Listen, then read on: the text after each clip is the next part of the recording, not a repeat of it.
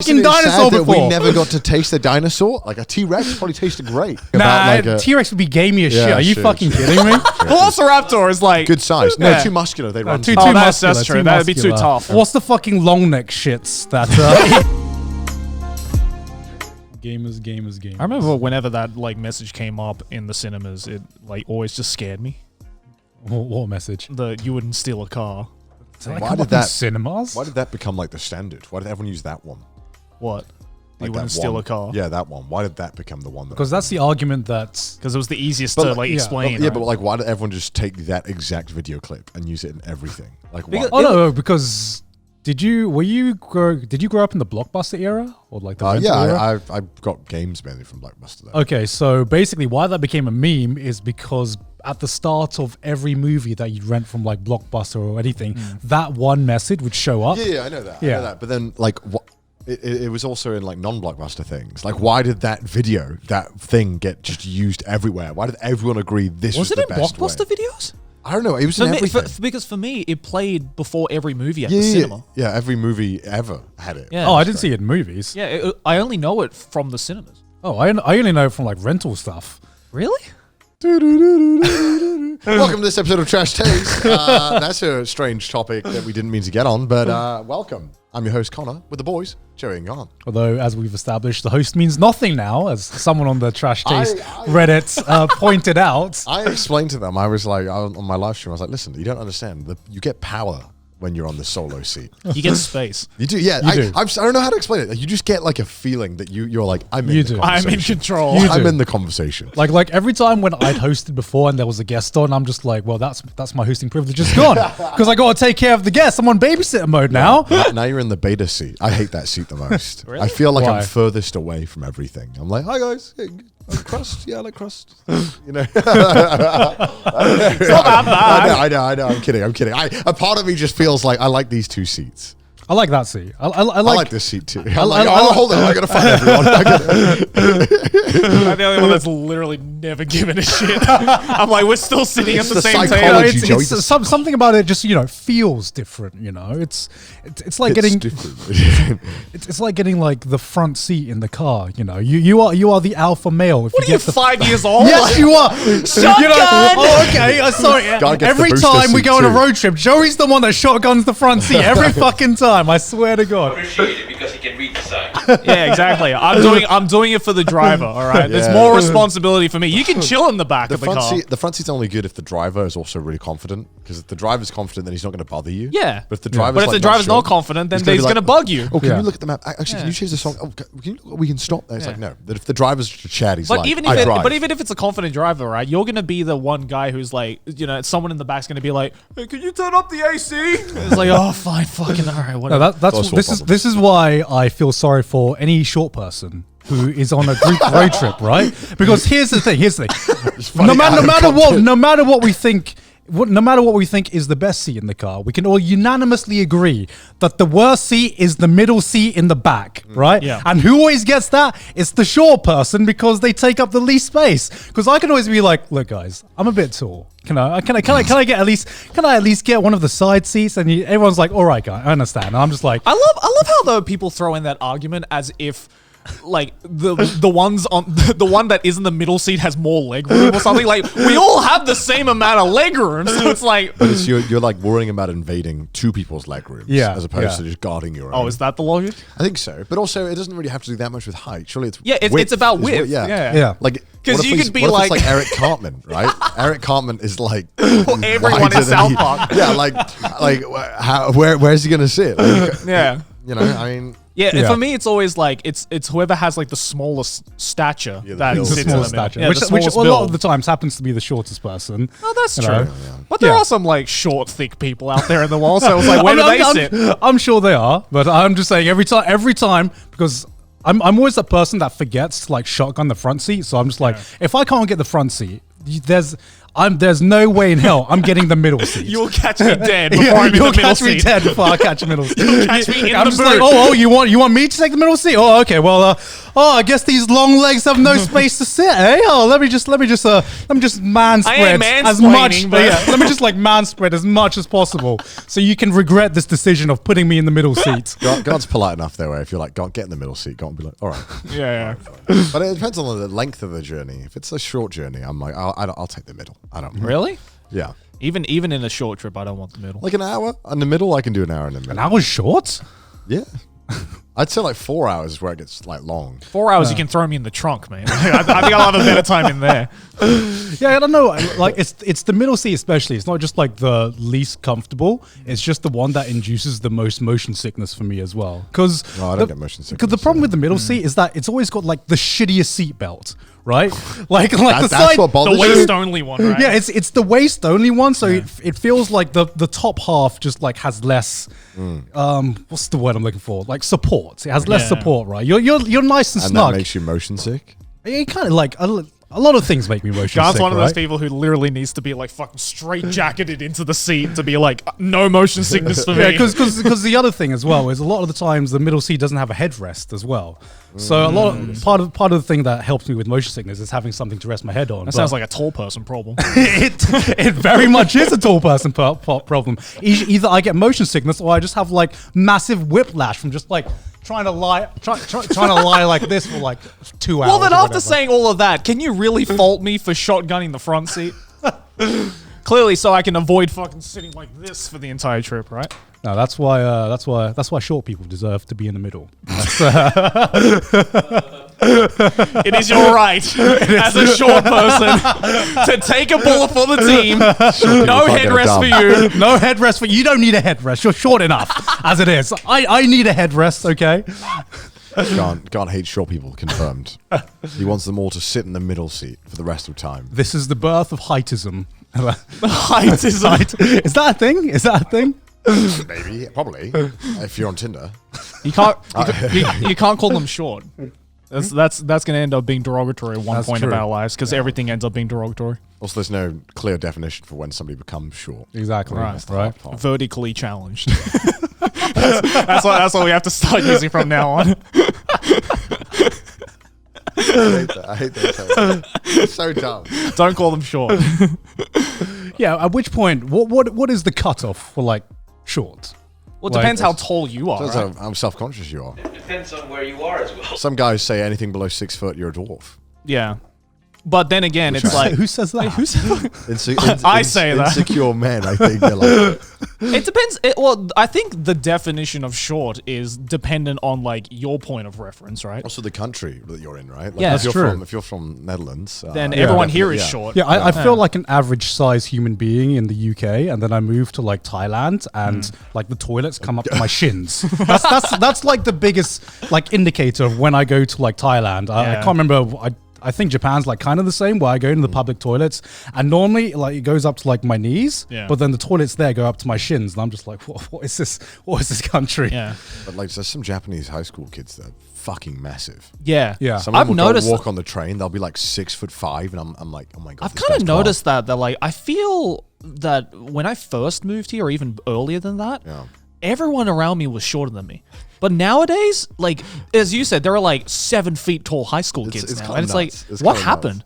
The entire country just had like a growth spurt. because I don't because know. I remember It's there really was. anecdotal, but I mean, Yeah, no, Yeah, it's yeah. totally anecdotal. But like, I remember at one point when I was in high school, because I reckon I stopped growing around like 16, 17. I'm Right? still growing copium. I'm still. Are you? No, I'm not. I personally stopped growing at around like 16, 17, right? So right before I graduated high school. And I remember there was one time where I was on an absolutely packed train in Tokyo, and I was like a fucking Q-tip in a field of like cotton Yeah. swabs. Like it was just me, and then it's just like a sea of heads. But nowadays I'm just like, I get in a packed train, and I'm like, everyone around me is the same height as me. Like, what happened?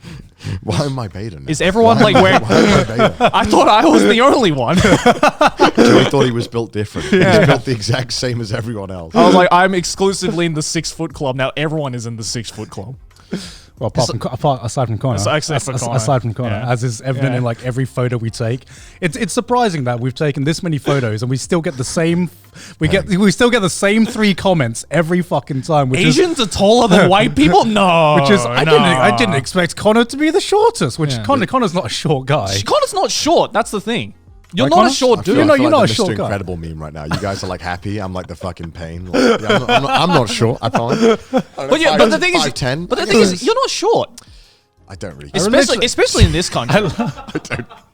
Yeah, I don't feel short. No. Yeah. But like you meet people, you're like, I am tiny on this earth. Well, yeah. I mean, every time I go to the Netherlands, I'm like, oh, I am literally vertically challenged right now Yeah. compared to everyone else. But in Japan, it's like, you meet people who are like 3 feet tall and they're living their lives normally. So I'm like, good on you, I guess. Just meet someone 4 foot, you're like, why are you living? Why? Like, how do you Is do it tough? Is it tough?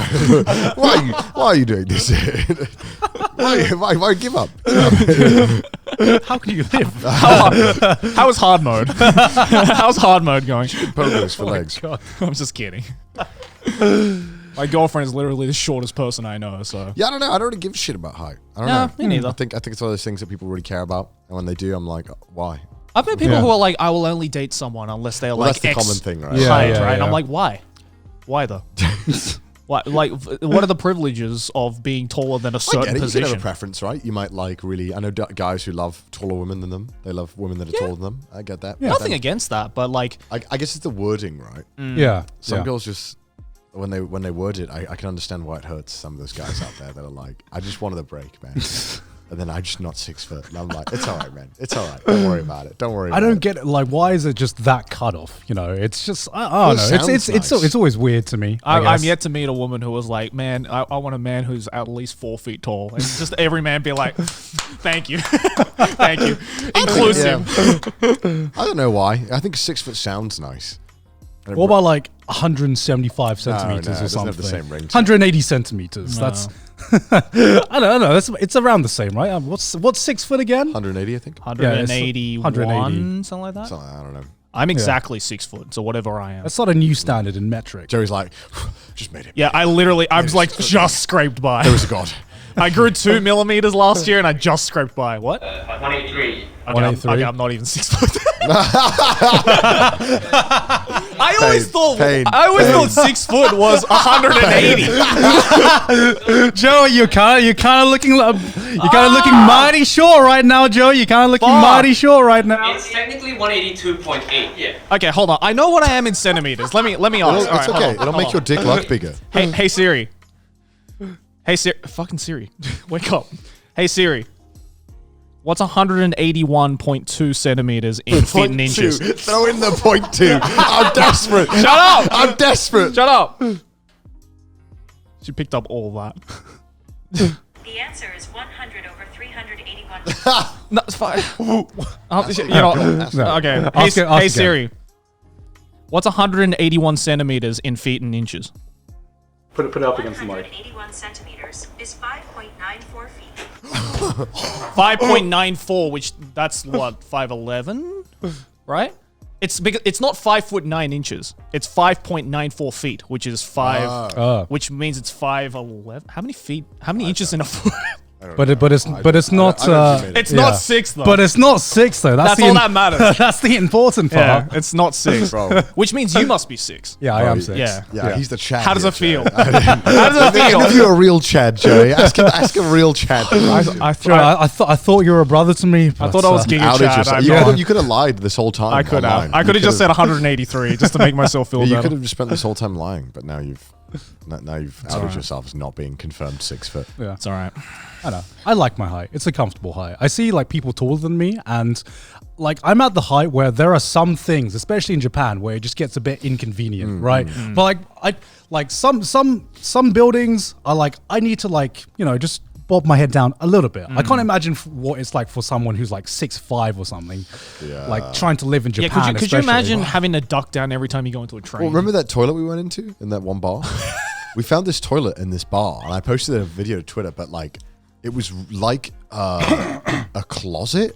It was like this tiny little door opened, and you had to, no joke, like duck down to like maybe 4 foot. Yeah. It was to, like like, the get it was like fucking Harry's room in fucking Philosopher's Yeah, it Stone. was. Like, Yeah, under yeah. the It was. It stairs. was crazy. Yeah. It said toilet on the wall, and I thought, the fuck, it looks like some kind of like some kind of old 1800s charcoal storage room. Yeah. It was like It was what it is was this? it was literally like out of Snow White and the Yeah. Seven Dwarfs. You know, that was just Some like Hobbiton shit. yeah, right. Why? I don't understand, because the room wasn't that small. The room was No, quite big. Yeah. it wasn't, But the yeah. door was comically small. But I liked that. That was why? That So you was, could feel like a hobbit? I don't know. It just looked cool. Well, I guess it was- it looks unusual. We're talking about it now. It was It was like the bar at in Niseko. Remember the Yeah. one where it was like the fridge door to get in, and you had Yeah. everyone had to Okay. duck down to get into Yeah, that. Like, yeah. that That's was cool, though. That was cool. that was cool. There's something about like having to crawl to just take a shit. It's just like Shawshank Redemption-esque. I don't know. It kind of made me feel like, I don't know. It wasn't that small. It was pretty, I remember I had to like really. It wasn't a hole. Like go like this, like get in, like this,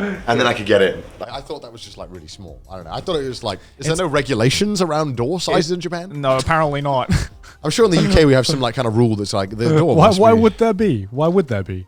just for like, you know, because maybe it gets to the point where you're like, all right, to get to the toilet, you have to climb through the vent. By the way, this is a Mission Impossible themed cafe, and it's like, Well, it depends. What do you constitute as a door? yeah, exactly. At what point is it like a cupboard? What is a door? I felt like it was they were like stretching the definition of a door. Yeah. The same way, like, you know, if I were to open my no, that is a door. I was going to open the fridge, and I'm like, no, that's a fridge door. It's a fridge door. It was about the same height as a fridge door. I would say. I Yeah. would say so as well. It was not Like a small fridge. It was just impressive. I was like, okay, why not just like knock a bit of the wall down and make a bigger door? Like, does it? I could get what they're going for. They're just going for like a unique. I don't think they thing were going with the for bar. it. To be I fair, the we've- bar itself was pretty small. It was Yeah. like a, what would you describe it? Like a diner, kind of. Not Yeah, even. like a diner kind of. There was one. American. There was one bar top, and then there was like two or three, maybe like two, like Yeah. 3-seater like bar tops. But it looked like the classic diner seats. Oh yeah, like the black and It white. was just like some one. random bar because we were finding a place that was open. Yeah. But yeah, I don't know why the toilet fit into the theme. There was nothing to indicate that I would.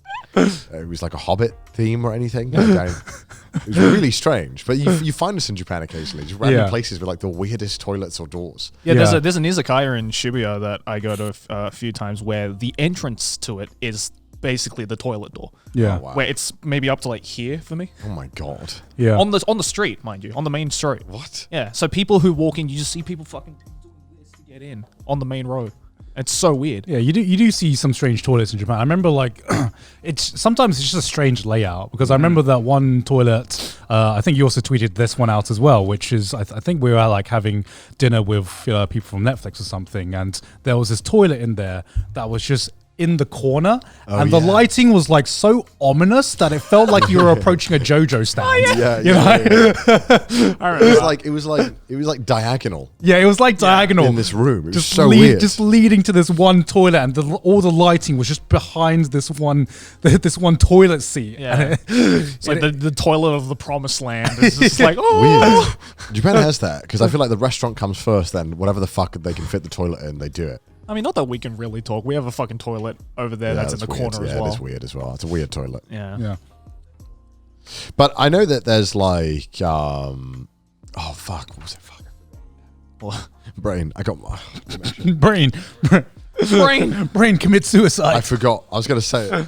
Go ahead. Talk. This episode is sponsored by ExpressVPN. When you use the bathroom, you always close the door behind you, right? Well, not having ExpressVPN is like going to the toilet, but the door is wide open. Everyone can see you doing your business, and you don't want people staring in at your business. Because did you know that your internet service provider knows every single website you visit, and what's worse is that they can sell this information to ad companies and tech giants who will use your data to target you. But luckily, ExpressVPN is here to put a stop to that. It creates a secure encrypted tunnel between your device and the internet so that your online activity can't be seen by anyone. I personally use ExpressVPN on all my devices. Obviously, I use it on my PC right here, but I also use it on my phone, on my iPad, even on my router. And the best part is using ExpressVPN is as easy as closing the bathroom door. You just fire up the app, click one button, and boom, you're protected. Plus, ExpressVPN is the world's #1 rated VPN by Mashable, The Verge, and countless others. So if you're like me and you believe that your online activity is your own business, secure yourself by going over to expressvpn.com/trashtaste today. Use our link expressvpn.com/trashtaste, and you can get an extra 3 months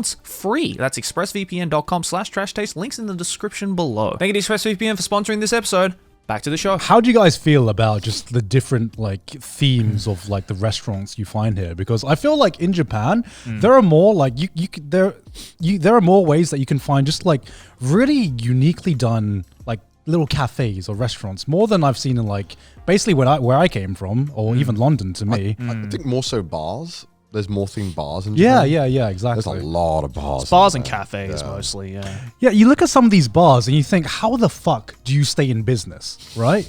Because some of these bars are tiny. It's like you think of a bar, at least in like the UK and America, and you think it's a building. You know, it's a building with a dedicated room with tables and chairs, and that is the bar. And some of these bars are just a countertop. You're talking about the one we found the other night? Yeah. The one that was literally the size of a hallway? Yeah. That was so weird going into Yeah. that building. Do you want to tell the story? Yeah, so we basically, it was after the really short Oh, toilet yeah, it was, bar, yeah. right? And we were like, oh, we're feeling good. So, you know, it's been a while since the three of us had like gone out to go drink and stuff like that. So we were like, let's go to this other place in Tokyo called Yurakucho, which has like a lot of like small hidden bars and clubs and stuff like that all over the place. And by hidden, we mean like there's one road that is just like covered. There's like buildings that have like, you know, maybe 20, 30 bars in it over like 6 stories or something like that.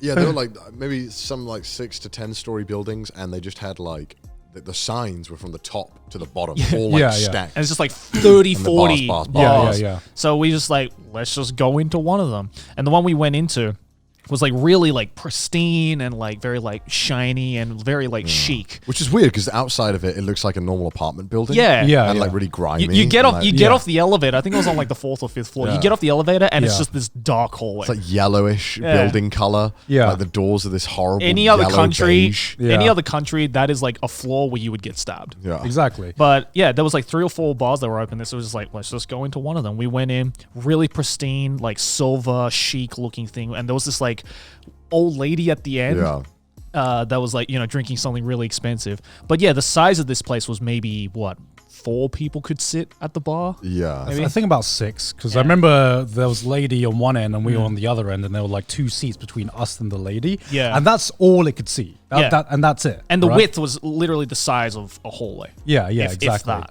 Exactly. It was And they really had small. 3 people running this bar for a bar that can seat 6 people. There were just as many barmen behind the bar as there were people sitting at the bar. Exactly. It's really awkward. We walked in there and it was like this woman, quite elderly woman, in like a kimono. Yeah. Drinking like Dom Perignon. Clearly like a really important person of some and these kind, like 3 bartenders were like all caring for her, like laughing at everything she was saying. And then we walked in and they kind of went like, what do you guys want? And we sat down, we're like, can we have a beer? And they were like, fine.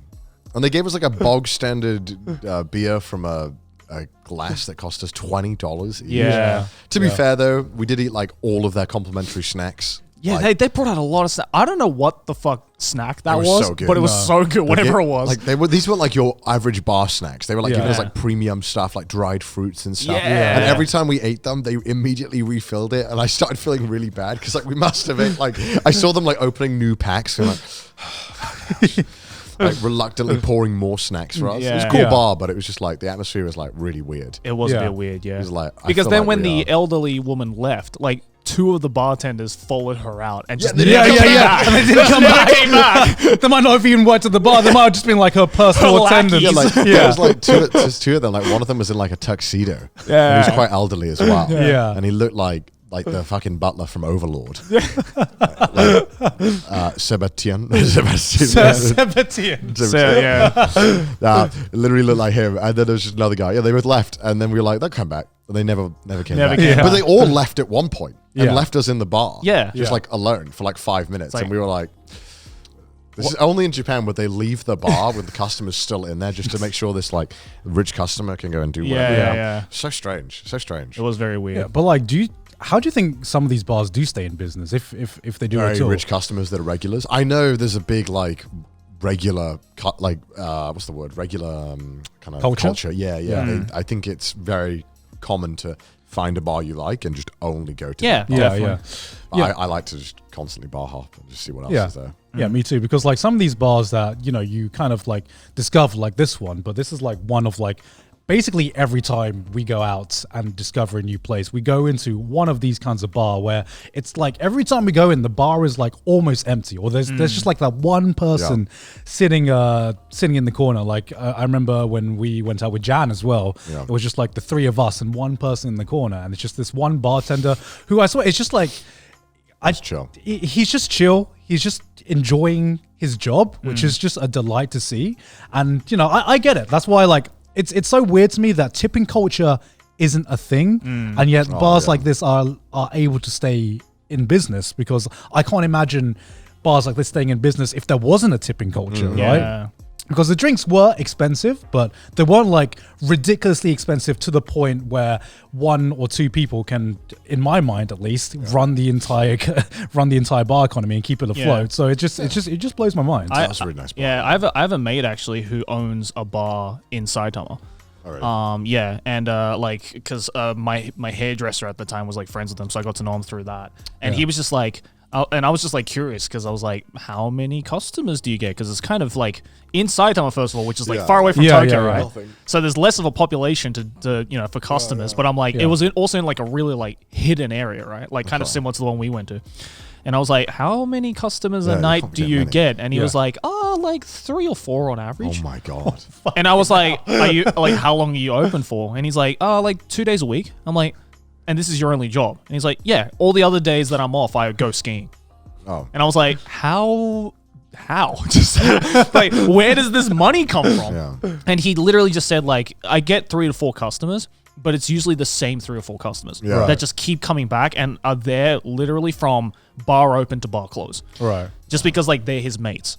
And this is like the only time they get to hang out with him while he's working, kind of thing. Right. Kind of cool, but sad at the same time. Yeah. I mean, he's enjoying it, and you know, it's still around and everything. But it's just like really fascinating how you can just make that as a living. Yeah, you know? that goes into like the other aspect of Japanese culture that is very prevalent, where they like predictability. They like the same thing. They want to know what's going to happen. I guess for bar owner and customer, it's good, right? Because you get to go to the same bar every day. You get to know what you're going to get.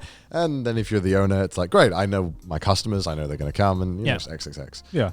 Because I do think that like that's a really cool part of bar culture in Japan, is that you like there are so many small little places, and there's like places that you would never be able to do in any other country, or at least in any other country that I've lived in, because that kind of business model just wouldn't work. Yeah, you know, you have to have that dedication of your regular customers, and even there has to be like it's like kind of like a symbiotic relationship, right? That the customers always need to be there, and the customers come back knowing that they are the ones that are keeping this bar in business, and they are the only ones. But I guess what I want to know is like, how do you establish yourself with that? How do you like? I think it's literally just word of mouth at that point. The turnover is so fast. Yeah. Like I know that restaurants and bars close and open very fast in Japan. Yeah. So I imagine that a lot of them unfortunately fail. Yeah. I know like ramen stores are like incredibly expensive to start and operate. Oh, it's also incredibly competitive. Yeah. Right? Yeah, Like, yeah, exactly. You can get ramen at any street corner. Yeah, and then you just get destroyed by yeah, you either get destroyed by Ichiran or like a McDonald's. like One of the mega corporations. But it's like, I don't know. It's I literally think it's just like a mate, like, you know, if one of your mates is like, I'm gonna start a bar in X location, and you'll be like, oh, I'll come and check it out one night, and then you go tell your mates about it, and then that friendship forms, and then that symbiotic relationship forms, and then if it keeps going well, it'll keep growing out. But I mean, with how quick it, you know. With a bar, is there much expenses to start out with, apart from obviously getting the location?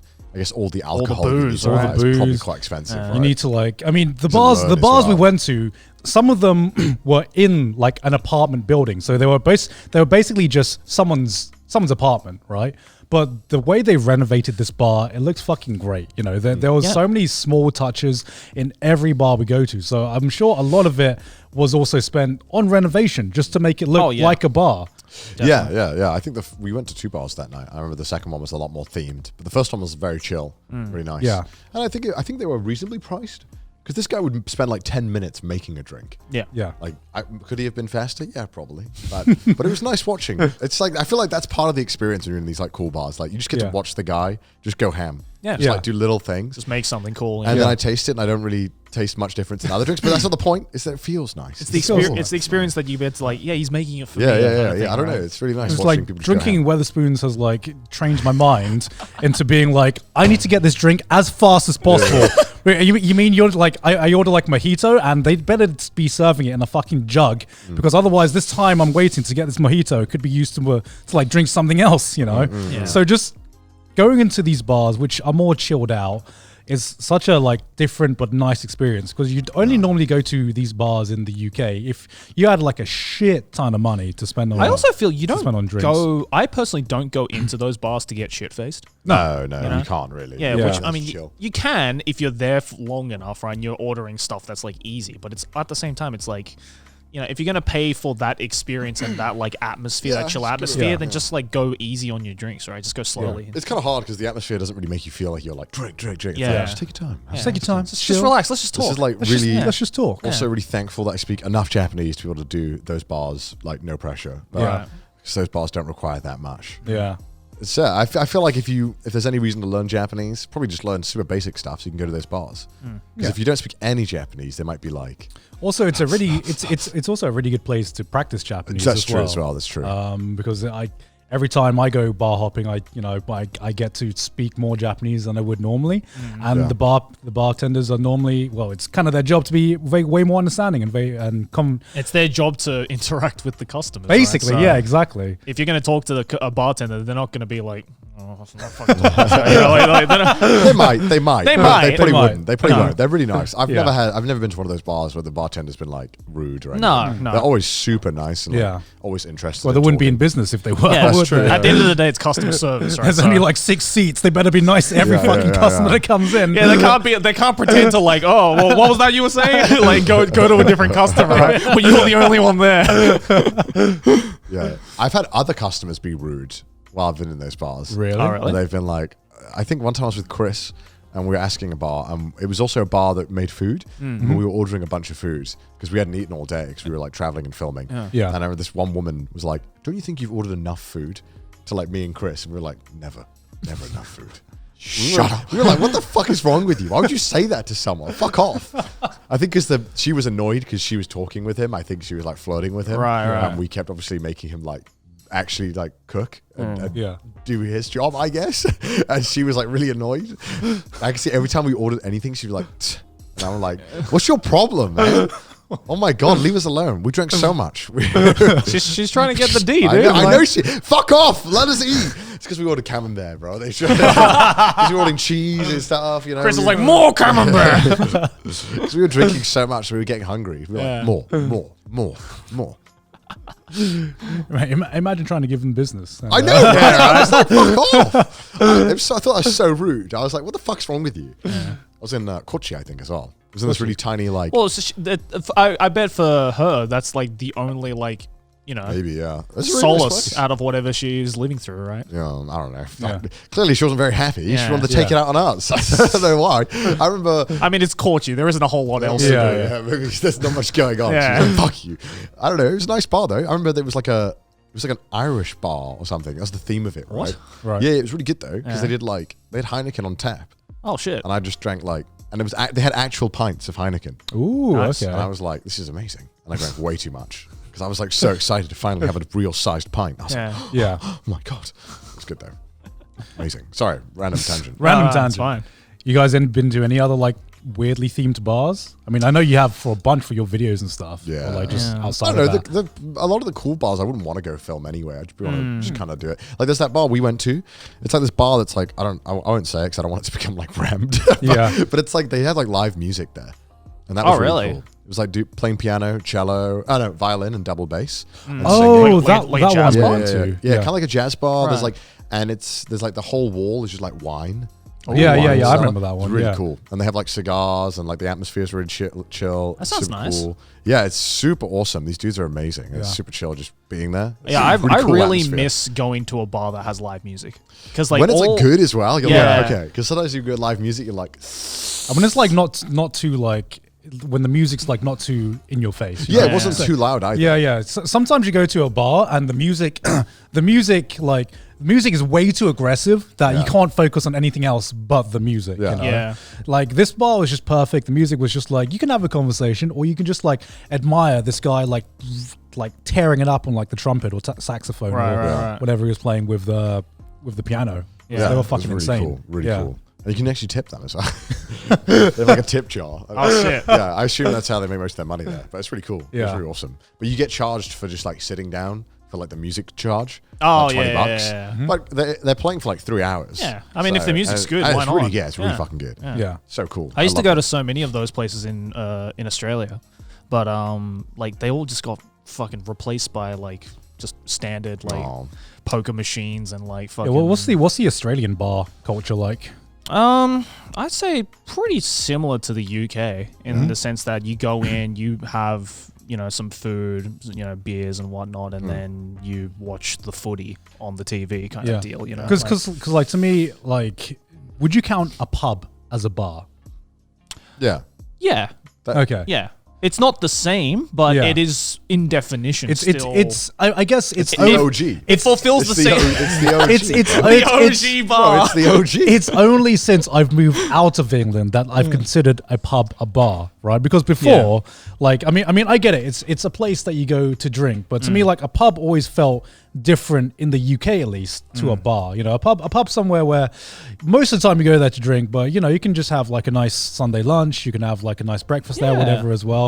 A bar was always like somewhere you would go before going to a club or somewhere where you are 100% of the time like spend the night there, getting kind of shit thing. faced. Yeah. A pub you can go to like in the daytime as well. I could never like imagine having gone to a bar before 5 p.m. Right. Or I guess in that sense, then a pub is more so similar to an izakaya in Japan in that instance, whereas like a bar is just like as live Most music, people don't drinking, eat at the that pub kind of though. stuff.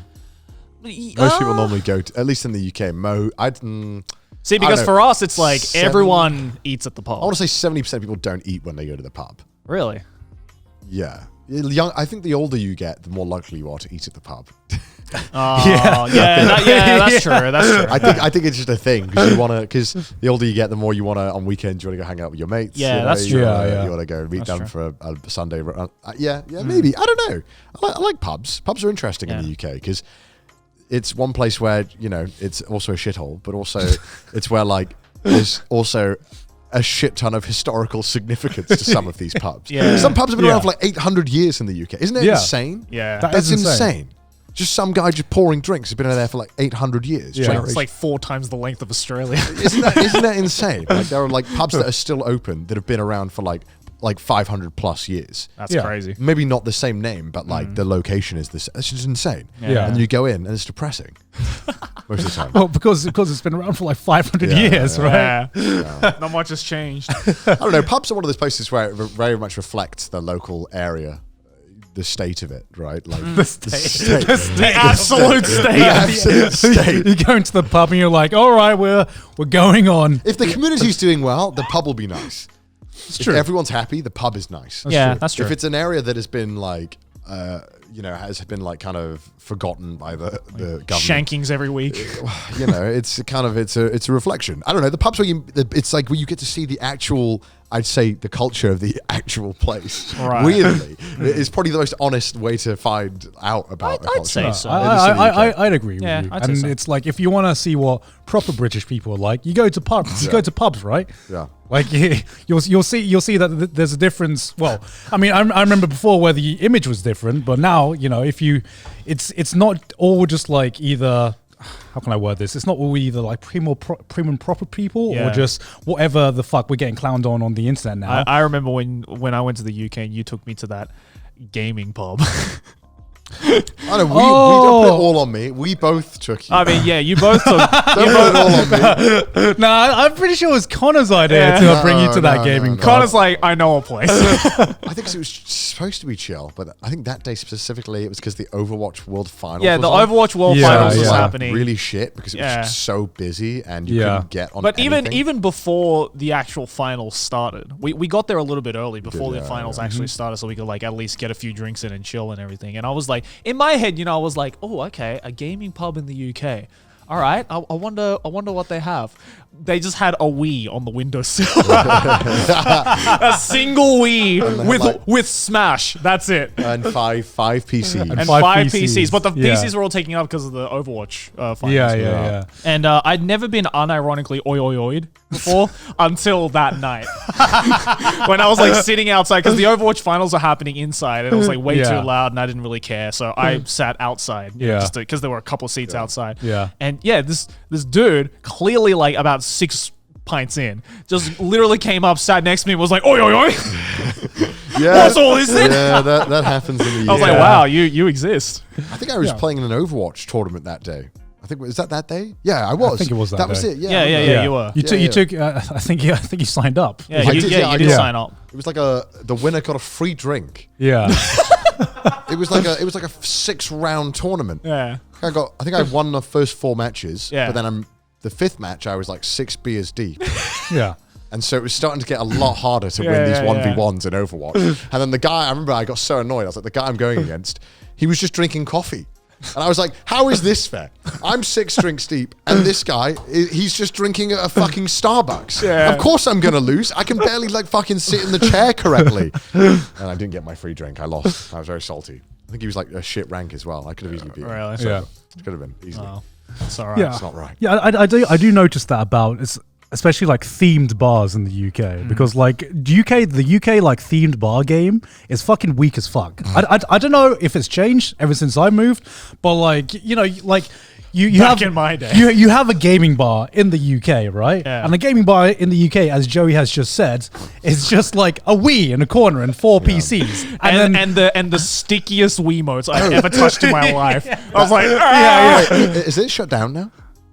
it might be. I don't know. shut down? I don't know. I can't remember. Let me have a look real quick before I bash Yeah. it. yeah. Let me make sure they're not in business before I...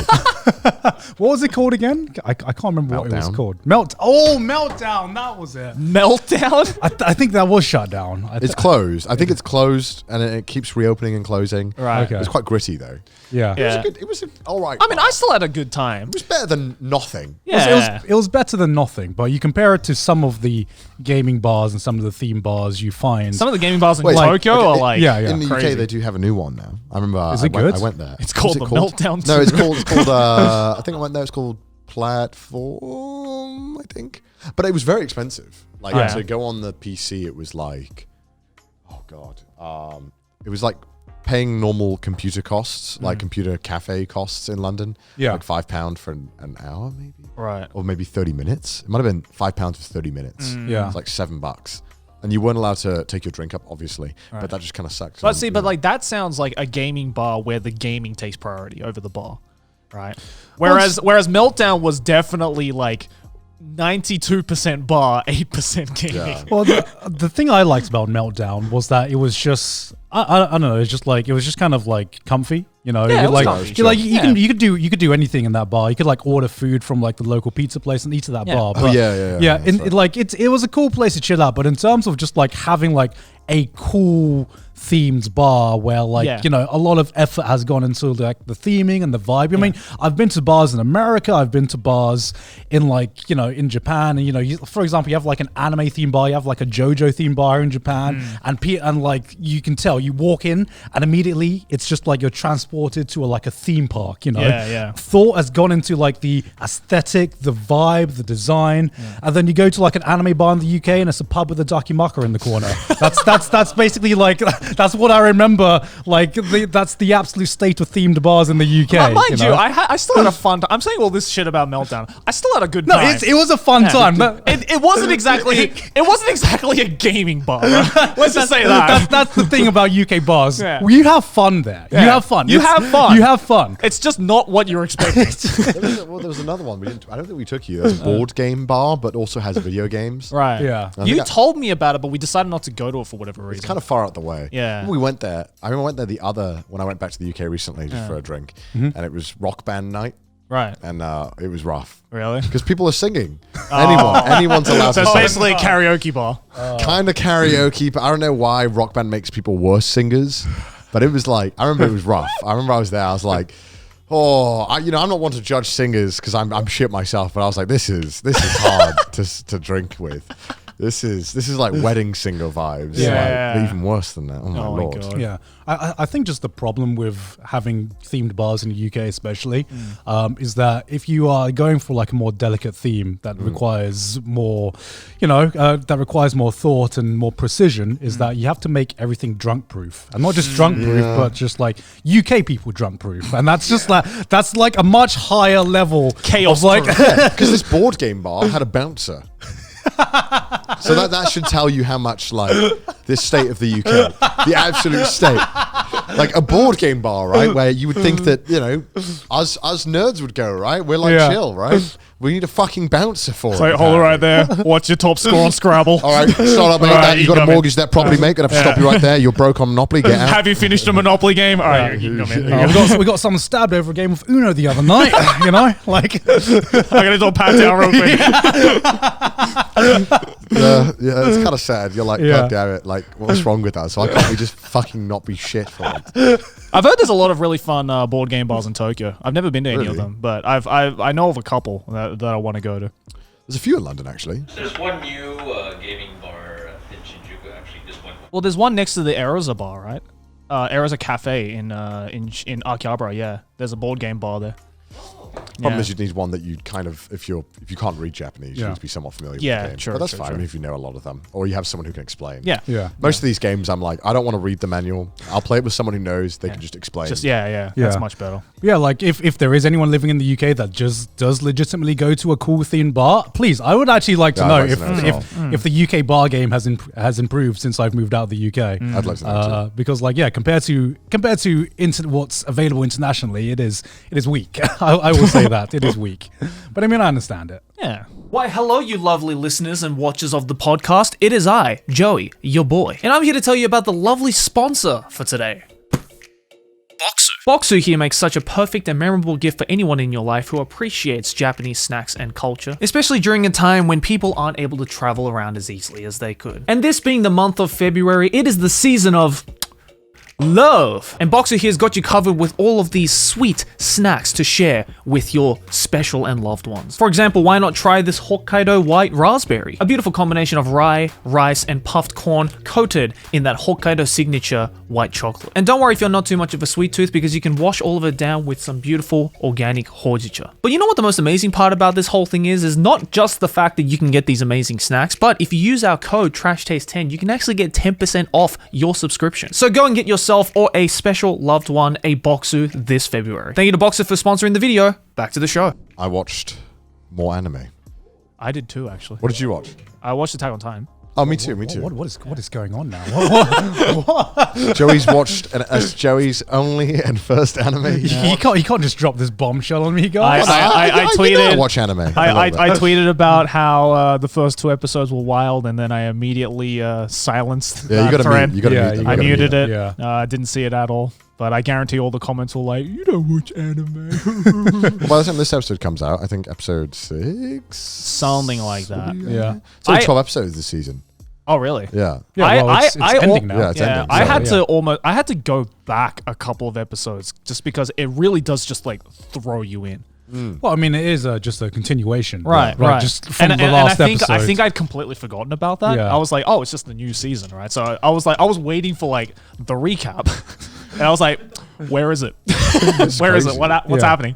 Because like now anime has this thing where they call things seasons, but they're really not fucking seasons. Like it's just parts. Yeah, Right? it's final season part 2. Yeah, right. But wasn't there a part 2 of season 3? Yeah, there was a Yeah. part 2 of season 3 as So well. season 3 part 1, season 3 part 2, and then final season part 1, Yeah. final season part 2. Because like the last season wasn't really a season because it was just a story arc that was cut right in the middle of the story, right? So Yeah. I wouldn't really call that like a full season. Yeah. You know? So this was just like the continuation of the Attack on Titan. Yeah, and I season. completely forgotten about that when I started the first episode of part 2. Yeah. It's so weird to fucking say that. I hate that. Final season. Yeah, when I started episode 1, final season part 2. Final season, the actual final season. Yeah, the actual final season, supposedly. But yeah, CGI looks pretty good this season. huh?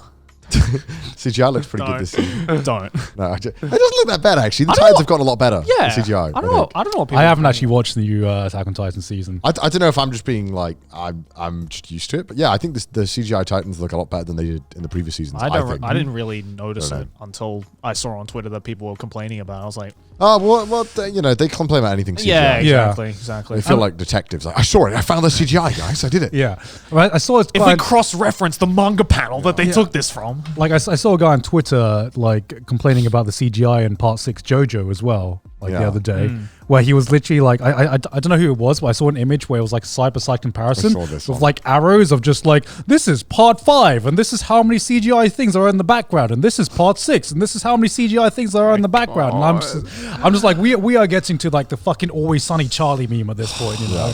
Like, you know, I can't comment on the Attack on Titan final season CGI, but it wasn't too bad. Why do people do Part that? 1? People just hate CGI. They just like the 2D art style. I get it. You know, obviously I would prefer 2D. Yeah, but I don't I really would as well. lose any sleep over CGI being included. I'm not. Yeah. You know, I don't really care. I mean, does it affect the story? No, Or the impact of the story? No. I get more annoyed when they just don't even animate stuff. Like I think there was a fight in the previous part 1 of final season that I wish they'd animated. Wait, so what? Final Which part? The final season, part 1. Okay. There's a fight in it that I wish that they'd actually done something with, but they just kind of didn't show anything. And Okay. they kind of like cut to the aftermath of it. Yeah. And Yeah. that's when I'm like, well, that's shit. I'm like, show Yeah. me something, even if it's CGI. I'd love Did it to have see. something to do with Levi? Yeah. Okay. I know the moment you're talking about. Yeah, That one was kind of disappointing. Yeah, So that they was didn't really disappointing. show anything. That's where I'm like, okay, now this is shit. When they're not even showing the fight. Yeah. That's when it bothers me. The only thing I would say that I think has been a step down is that the story of Attack on Titan final season has been amazing, but compared to like what previous seasons did, there wasn't like that epic, oh my god, fight moments. Yeah. And I feel like that's the only thing that's really missing from this final season, or that has been missing, because like there are some amazing action moments in the previous seasons, and this one has just been amazing for the story and for the conflicts. Yeah, I look forward less and less for the action scenes and more so what's going to happen. Whereas, you know, like season 3, part 1, had that glorious scene, which you've probably seen all over because the GIFs are like Levi orgasmic. one. Yeah, the Levi one. That shit's insane. Like anything involving Levi is just like that, it was that made cum me in my nut the pants. first It was time, kind of yeah. interesting. So I remember when that came out, you know, everyone was like joking that Attack on Titan season 2 was so boring. Yeah. And then that scene came out in season 3. And Part everyone, one. Part 1. Yeah, right. Sorry, part 1. And everyone was just like, Attack on Titan hype again. Everyone was like, that Yeah. one Yeah. scene made everyone hype for Attack on Titan. Yeah. So Yeah. it was so well done. It was insane. Yeah. I mean, there were even like some scenes in season 2 that were like fucking incredible as well. But people Like, just didn't care because it took 5 years, right? Or like 4 years. yeah, it took like 5-6 years. It also 4 it, years? it, I can't it was also the remember. point. It while. was also the point where the story started to get like had like the political side of it all, like in the story and the Yeah, world. season Yeah. 2 was slow. So it was a lot harder for people to get like hyped over. They weren't going to be like, "Yo, politics hype," you know. They weren't going to. But I think that's just because it was like so different from season 1. Because season 1 was just like, it was so fast paced and so action packed that people like. it was so cut and dry and like straight to the point. Yeah, of yeah, like yeah. this is what's happening. You're going to get hyped for this fight, this fight, this fight, this fight. Yeah. And I'm glad they slowed it down in season 2 and literally like built up the characters, built up this world, because now I think it's so much better for it. It's like a much it's like The a much better payoff show. for like the action scenes now has just become like so much greater. Yeah. Even though the final season part 2 right now, there isn't really any like fight scene that's made me go. Well, I mean, I've only seen the first 2 episodes, but like there hasn't been a fight scene that's made me go like yo It's 'cause, or like, anything like that. But everything's a fight right now.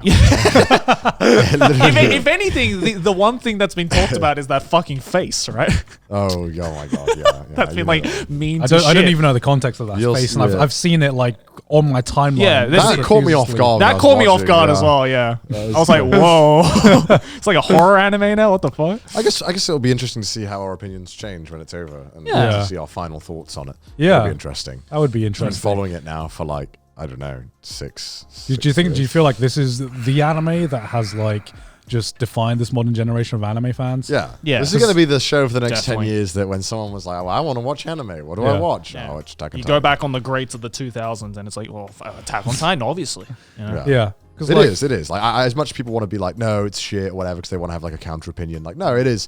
It is like the show. It's a great show. This generation. I'm interested to see how the ending is gonna go down, because whether it is good or not, because I don't know, because I'm not a manga reader. Whether it's good or not, the anime community is probably going to explode one way or the other. Yeah. right. Yeah. Through discussion. I still don't. I don't know how I've like fucking dodged all these spoilers. I don't know anything.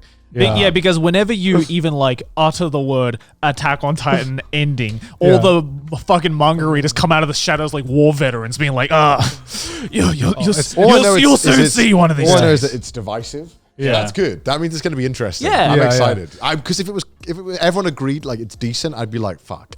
Now that I know it's divisive, I know that I'm in for something good. Yeah. In for something I'm like preparing a nuclear shelter for a fucking Twitter. That's when the ending comes out. I know that Twitter is going to be like a fucking landmine. Oh yeah, definitely. I'm hyped. I'm hyped for it. I'm hyped. Any opinion will be shattered by the opposite party. It's going to be one of those shows where you just need to watch it just so you can have a take on it. You know, like your personality is going to be defined on whether you on what take you have on the Attack on Titan ending. Match.com will be asking you what you felt about the ending of Attack on Titan. So my credentials for a boyfriend over 6 feet thought the ending of Attack on Titan was good. If you don't fit these, get out. That's how you know, man. It'll be interesting. I'm really, really hyped. And also, it's probably the longest anime that I've been following where it's like, okay, it's finally like an end is in sight. Yeah. And like an actual ending, not a, oh, they fucked up the production. Oh, it's gone now. It's never coming back. It's like an actual wrap up of a long running thing. Yeah,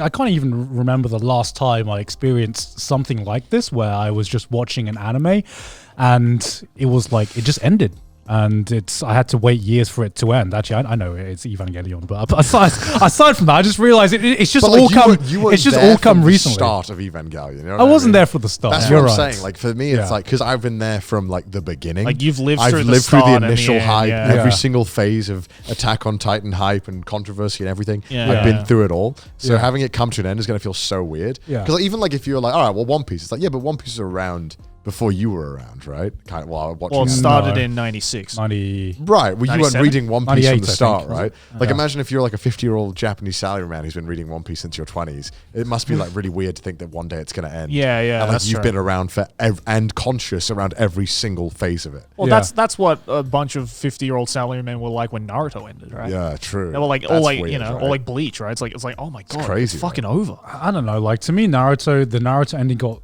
like soured by the fact that Boruto, I think, was like announced even like before it ended. So I'm just like, well, it's an ending. I'm emotional, but I know it's not really ending, and Because there's more of it. Yeah, in because some way, there's already more of it. Yeah, you know? that's true. I wish I could go back and watch Death Note, like episode 1 through like 37. Just log onto Twitch.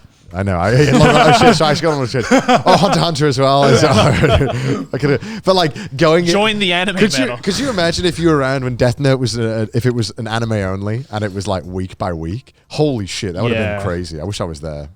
But I mean, I wasn't. I was there during the second half of when the manga was serializing. Yeah. And even that was fucking crazy. And even because like it obviously started before I started reading Shonen Jump, right? So I had to like do a quick catch up to like keep up with everyone, and even then that was fucking crazy. I can only imagine the levels of hype that it would reach nowadays if something like that dropped today. Yeah, it was weird because I was one of the guys who was watching like Death Note when it aired, and it was just a different vibe because rather than people discussing it weekly, you just had people be like, watch Death Note, it's amazing. So you could only get like discussions of the entire show after it finished, Right. as opposed to, yo, did you catch the newest episode? Fucking Yeah.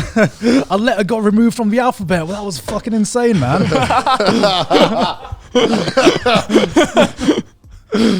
It's true though. I wish I could have been around with something like that. I don't even know. Like it's so. I guess I don't know what the next show is that's going to be like that one. I don't know. Maybe Mushoku Tensei. I don't know. Maybe I don't know. I hope so. I mean, It's a hard shoe to fill, but just because you very rarely see anime that Everything literally needs to go right, appeals yeah. to everyone Yeah. and has everything that everyone likes. Yeah. Everything needs to I go right. do hope the next one is Mushoku Tensei because they literally created a studio just to make this one show. Let's hope. Because, but they kind of need to because of how long this story is. It follows like his entire life.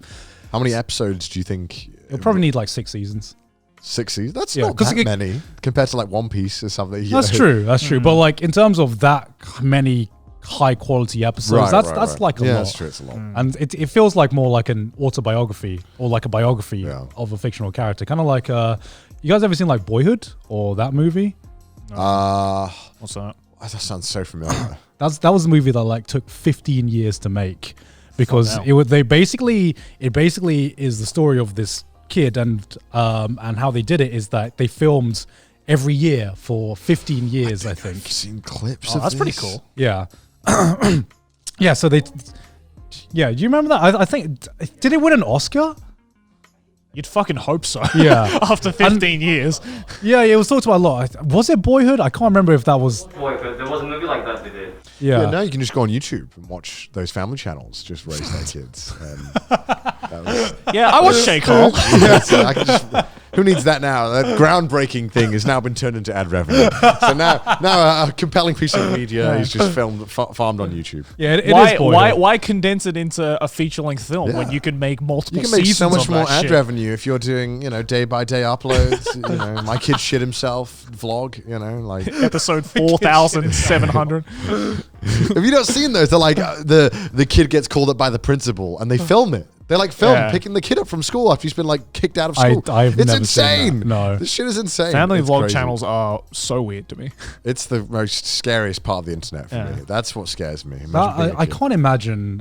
It scares me because I can't imagine. I mean, it's the complete opposite of like a healthy environment to raise children in, right? I know it's awful. Like imagine you're a kid and you're just like grown up, just thinking that everything you're gonna do is gonna be filmed, and you have to like permanently be on entertaining mode. God. Right? We're only years away from like the first influencer who was raised in an influencer like house. Yeah. You know what I mean? I Like, mean, they're probably already born.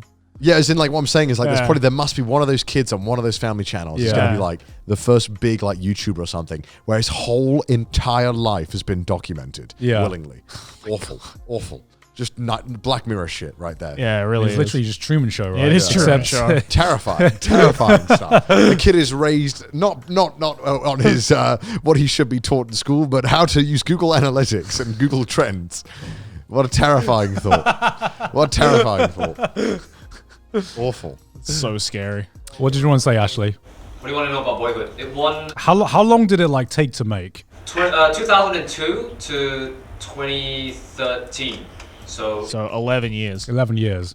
See, I know it got like cancelled. It almost got cancelled because the cast members just wanted to stop doing it. Like, imagine being tied to a project for like 11 years and having to do this one thing every year, even though you never know if the film is going to even be finished and released. I mean, that's Right? that's because like 11 years is literally, a kid just starting school to almost graduating school. yeah. That's a long time. Yeah, I mean, especially for a kid. Yeah, that is the entire point of the movie because Yeah. you literally get to see this kid grow up. Oh my God. And a lot of it like wasn't scripted. A lot of it, I might be talking my ass, but like I know like I think they had the rough plan, but because they didn't know what would happen in life, sometimes they had to change the script every year depending on what happened. So I mean, I highly recommend you guys watch it. It's a fucking amazing film. Sounds good. Check it out. Yeah, because like it's rare to see a project that lasts for a long time and you get to see the end of that project. And I think some things like Attack on Titan is such a rarity that we should cherish it whenever we do get to see something like this. I guess I had a normie anime weekend because I also watched the new season of Demon Slayer. Ah, Oh yeah, how is that? Dude, I've it's been so meaning to good. start it. It's so good. Yeah. It's crazy, man. So I watched the movie right before I watched the new season. Yeah. And the animation in the season was like way better than the movie. Really? I'm not kidding. Really? Yeah. I was watching the train arc waiting for some like insane, movie budget animation Yeah. to kick in. And I was like, oh, it's not really that much different from the episodes. I would say the last fight scene was pretty crazy though. yeah, it was pretty good. the last fight scene was But Yeah. nothing good. like that they didn't already do in the TV show. Yeah. I guess the bar of quality was pretty high. I don't know who's in charge of the animation there, but holy shit, how do they even step it up more? Like there was Man discovers UFO tape. Dude, UFO table, they're on another level. No, I know. It was just like, how do they keep doing this? How do they keep getting away with it? Like, It's like Mapper as well. Like every year they just step it up somehow. Genuinely, I don't know the new how. season of Demon Slayer is really good. And I hate to be that normie guy who's like, yo, I just heard of this amazing anime called Demon Slayer, but like, it's good. It's really good. Yeah. Really fucking good. No, I've been meaning to start it just because I did actually finally get around to watching it. You know, after all those years, and I really enjoyed it. Yeah, so I want to watch it. It's good. I haven't seen the new season of Demon Slayer, and it's one of those shows where I'm just like, I'll watch it when I feel like watching anime with no pressure to like make a fucking video about it or anything like that. You'll not. Yeah, because like to me, like Attack on Titan and Demon Slayer, I'm like, everyone already knows these shows. I don't need to make another video about them yet. I can't think about it. The adverb. The SEO. One more Attack on Titan. We do one more Attack on Titan video. Come on, it wraps up. We've got to do another Attack on Titan. I'll do another one when it ends. Okay, and then you have to. Yeah, and then that'll be I think I've made like fucking 4 videos on Attack on Titan. So Attack on Titan is still a masterpiece. I can't form an opinion unless Giga also agrees with it. Yeah, that's on his video about it. You know, if he says it's a masterpiece, it's a masterpiece. I need that strong 9 to a light 10. You know. It's like, okay, there we go. I mean, would you say Demon Slayer, like, would you say it's as good as the first season, or is it like even better? When did the last season come out? How many years ago was that now? 2019. Right before we moved to Japan, right? Was it 2019? I thought it was before that. Because I feel I think like, it's I don't know if 2019. I'm just like, I'm forgetting, but I feel like it's better than the first season. Okay. I feel like I've been enjoying it a lot more. And they got like right into it. It was nice, no fucking around. Yeah. It was good. Yeah. Well, Plenty of laughs. I feel like the first season, it did take a lot of time to get going. I felt like it was just like the first half of Demon Slayer season 1 it was just very standard shonen stuff. You know, it was like, it was nice. It was like comfort food. You know, you knew what you were getting, and it was only until like the fucking spider arc where I feel like it actually got it kicked off really really good. I don't know. I feel like this season so far, I'm on episode 7. Really impressed with it so far. I've not a single episode I thought was boring. Pacing's really good. Animation is just god tier. Although I must say, like, one aspect of Demon Slayer that I've just like never really understood is like, I don't know, it's a good show, right? Yeah. But do you think it deserves as much of like an insane hype in Japan as it does? I mean, what do you mean in Japan? It's worldwide. No, but like, I feel in Japan it's on another level. It's hard to of explain hype. if you don't live here, like how insane the hype for Kimetsu no Yaiba is. Like here. everyone knows Kimetsu is fucking popular everywhere, right? Yeah. Like, everyone's watching the new season. Everyone went to go see the new movie. But like in Japan, it's when I say when something is inescapable, that I feel Kimetsu in Japan perfectly suits that word, because everywhere you look, some product or some store or something is doing something with Kimetsu. Yeah, even like 5-year-olds to like 80-year-old grandmas. Dude, like my Demon entire Slayer. Japanese side of the family has like a favorite, like a top 3 characters in Demon Slayer. It's like it's so weird that like I have like a 4-year-old cousin, right, who obviously loves Demon Slayer, right, because fucking every kid loves Demon Slayer right now. So like for Christmas, I was like breathing young. Yeah. So for Christmas, I was like, oh, I'm gonna get him something Demon Slayer related, right? So I asked his mom, my cousin, just being like, what is his favorite character, right? And she just lists off like 2 or 3 characters. I was like, all right, cool, easy. And then she was like, oh, by the way, I like this character. Your uncle likes this character. Your aunt likes this character. And I'm like, what? Imagine my 60-something-year-old uncle being like, yeah, I fucking love Shinobu, dude. Like, she's like my fucking favorite character. I'm like, that's so weird. It's so weird how in Japan, literally everyone of every age generation is watching Demon Slayer or has watched it. It's intense. Yeah. Do you think it's the movie that got it this big? Because I didn't realize how big it was. I think it was already big before. I think because how big it already is was the reason why the movie's like the fucking like highest grossing anime film of all time. Because like it was like that one year where it beat out One Piece by manga sales, but like tenfold or something. It was like more than that. Yeah. And like before, like it was like the years before that, the top selling manga was like One Piece by like a long shot. Yeah. And then Demon Slayer came out, and it was just like, let me like 10 times like your previous. It was sales hilarious record. when you saw the graph, because it was like all these other Shonen Jump stuff, and then it's like One Piece. It's like Demon Slayer. Because within 2019, the rankings for like weekly weekly rankings for Demons, like the manga rankings. Like Demon Slayer was like every. Yeah, it was every week. And Jujutsu Kaisen came out, it's like second and first, and then like it's a fight between Demon Slayer. Yeah, because I was going to say Jujutsu Kaisen seems almost equally as inescapable recently. Because of the new movie. Yeah, because of the new movie. But like even before that, like after it got released, it just seemed like it just had such a big explosion. And I'm not sure like. I haven't been living in Japan long enough to see like how big or how fast trends come and go, but like it was way bigger than I thought it was going to be. Yeah, right? I mean, like, you know, in Japan, trends come and go so quickly because I feel once something trends in Japan, Japan just milks the absolute shit out of it. Like, you know, throwback, if you can remember PPAP, for instance. Oh my god. Back in the fucking day, right? For you kids, that's pen, pineapple, apple pen. When that was fucking big, like 3 or 4 years ago, however long it was. It was longer than that. I think it was longer than that, right? Like that was fucking everywhere. In Japan, and it's crazy. Like still, when you go to the supermarket, they play it. Yeah, right. Like it still has staying power, but like I don't know. I don't know what it is about Demon Slayer specifically when it comes to like a trending anime in Japan, because I feel there's always that one series that is trending everywhere in Japan, right? Like during the different periods, it's like it's nothing new to Demon Slayer. I feel in Japan, But I was like, what is it about Demon Slayer specifically that it's literally appealing to every single generation? I don't know. I don't get it. It's a weird good 'cause show. It doesn't really have like the family-friendly appeal, right? Yeah. Like I can't imagine a 4-year-old watching these demons like heads getting cut off, right? Being like, ha ha ha. It's not you the know, same like, as like Beauty and the Beast, you know? right? It's not like a different. Disney IP or, you know, like a Pixar IP or anything like that, right? Where it can appeal to the family. Like even comparing it to like other anime or other shonen, it's just it's good. It's good. It's That's what I'm it's a saying. good It's show. like, every time I make this argument, people just think, "Oh, you're just a Demon Slayer like hater." I'm like, I'm not. I enjoy the show, but I just don't understand what about this show specifically that is literally inescapable. I don't even think it's like my top 3 shonen. Oh, it's definitely not in my top No, 3 it's not. But the animation is just so good that it makes it so easy to watch. Right. Like, oh, this is just amazing. This is just insane. But the thing is, it's not only because of the anime though, but because, you know, like the manga The sales manga are massive sales as have well, been, like, right? massive, So it's yeah. something like fundamental about Demon Slayer that is somehow appealing to everyone, and I don't get it. And yet the runtime of the manga was so short. Someone needs to write a fucking dissertation on this, man. Like, it is genuinely interesting because I like, as good as Demon Slayer is, I don't know how unique it is. It's not Right? It's not exceedingly unique in any one aspect at all. And it's not like One Piece that's been around for, you know, 100 volumes, right? Like I think Demon Slayer only has like 23, 24 volumes or something, which for a Shonen Jump manga is really short. Yeah. Are there just this many mouth breathers in the world?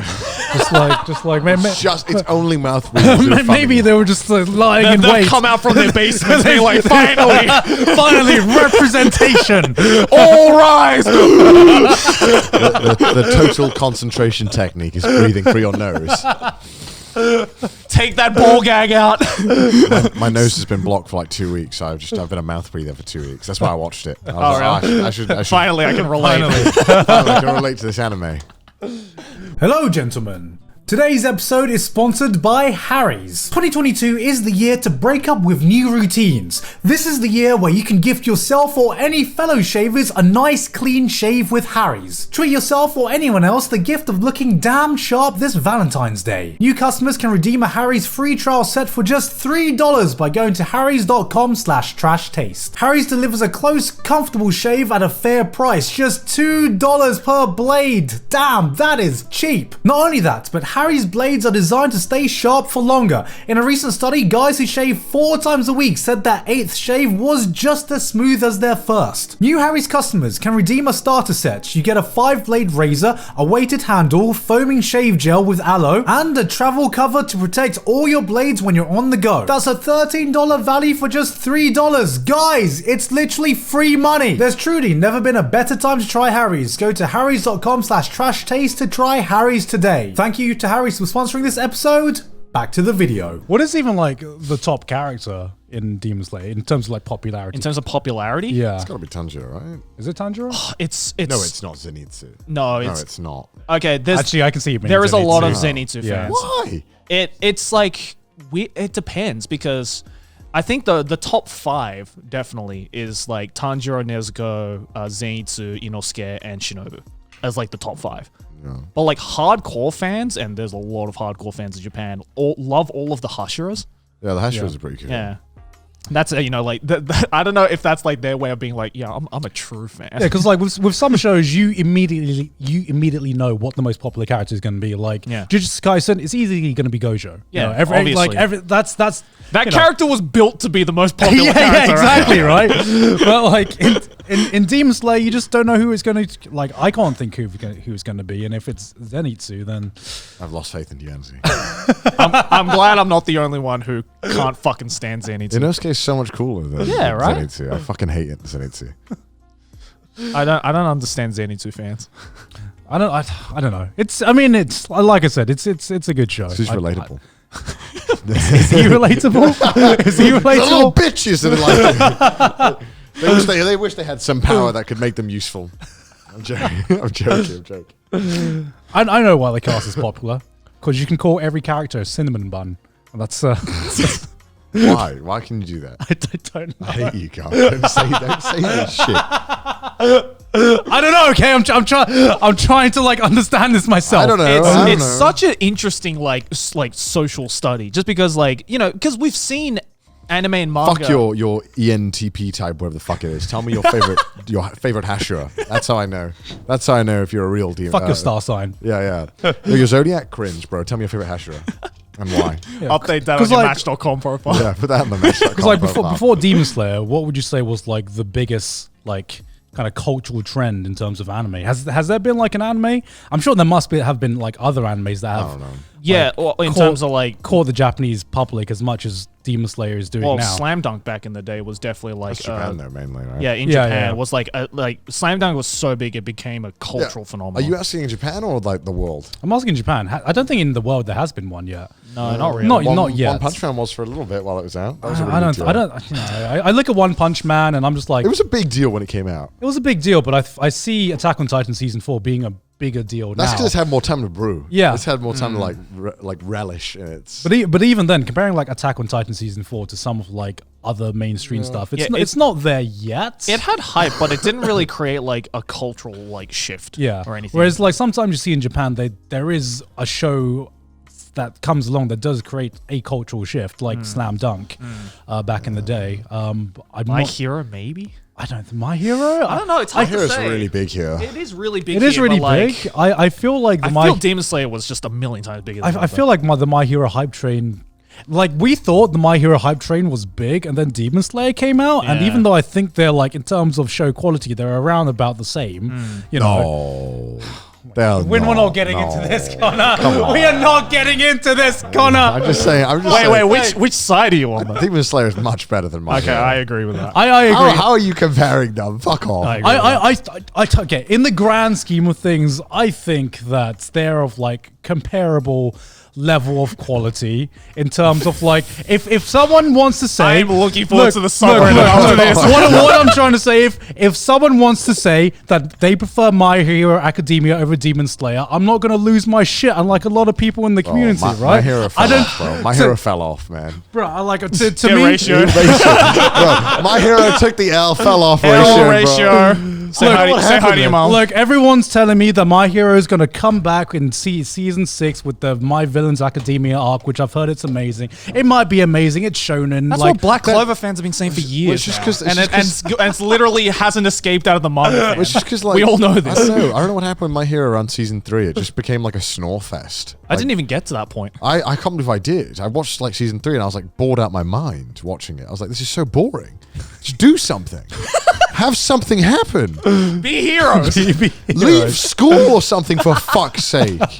This is why Hunter x Hunter was good, because they fucking moved. They actually did something. They like got on with the fucking story. Until they didn't. Until he stopped writing it. That's why the story stopped, not because he just kept going in like it feels like we're in purgatory at this fucking school. Yeah, as an anime only, I think what drew me anime only too, by the way. Yeah, as what drew me out of like what made me lose a lot of hype between in My Hero was, the first few arcs were concentrate on the school kids doing their thing. And I'm like, cool, you're getting to see progression. And then they started introducing the wider world of the heroes and like these bigger, these like vast plots that like pertain to the entire world. And then, and you're like, cool, this is amazing. This is interesting. Let's go back to high school afterwards. And I'm just like, what? How can you do this to me?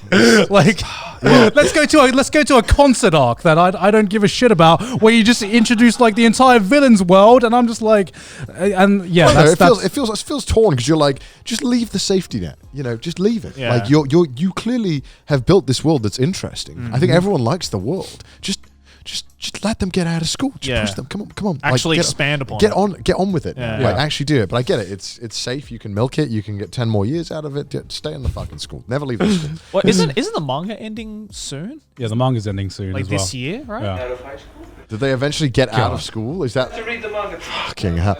Well, I'm never gonna finish it because I'm like lost all interest in the anime because I was like, I can't wait for these clips to get like fucking clipped and put on Twitter out of context. And I can't wait for Shonen Twitter to get on our asses for these give a takes. fuck. They're My Hero fans. What are they gonna do? Ask their mum for more Fortnite or Robux? Like, fuck off.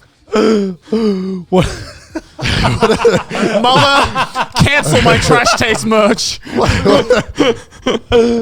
Come on, it fell off. It fell off, man. It did. L ratio. No one talks about it. No one talks about My Hero. I think that's the biggest thing is that I don't even think it's bad. I just think it got boring. It just got boring. Like, I didn't hate it, but like no one talks about it now. I feel like there's no point watching it because who am I going to talk to it about? No one watches it.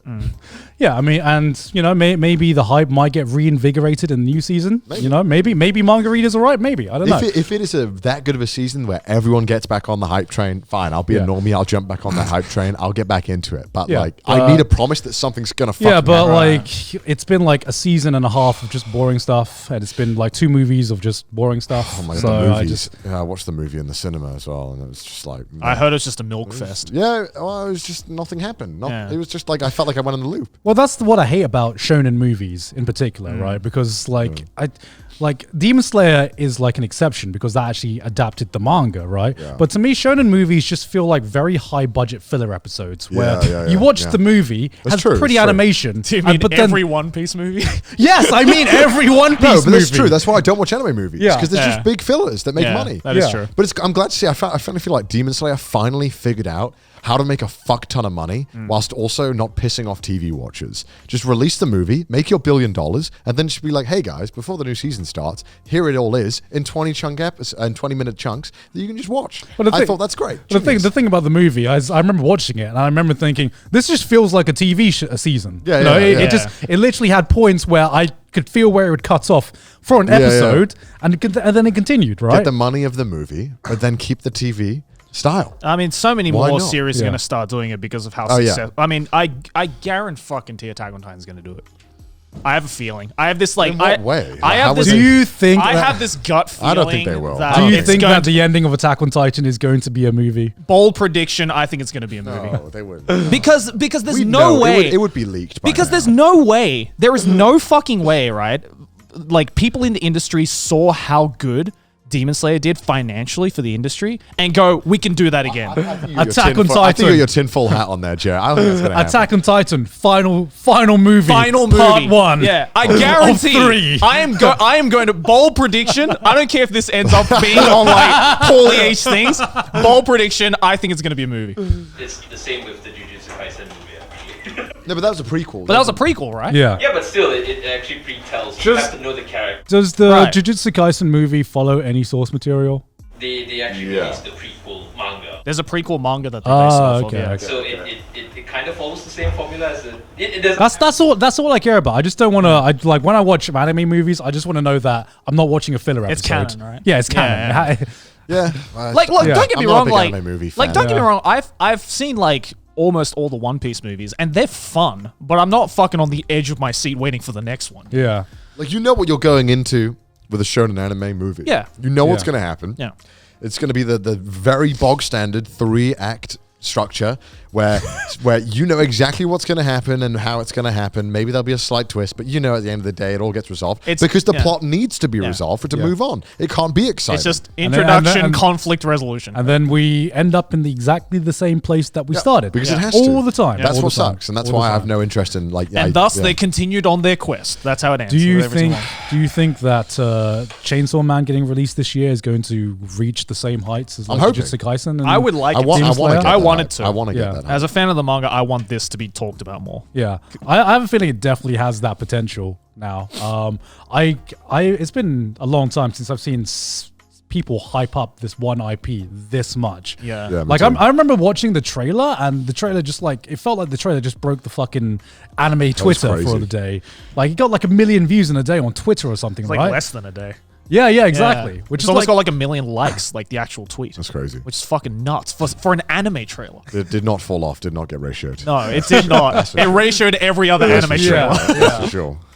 I just hope like the hype doesn't collapse in on itself and everyone starts watching it, and then people are just like, "Oh, this wasn't as good as what I was expecting." That's what I'm really scared of. I really hope Mappa like actually pulls through with how I good don't see the trailer why was. we have any reason to doubt Mappa. I don't doubt Mappa, but Bro, Mappa are just like collecting the Infinity Stones. Yeah, they are massive IPs. They're They killing got it right Attack on Titan, Jujutsu Kaisen, fucking Chainsaw Man. Yeah, like, that's true.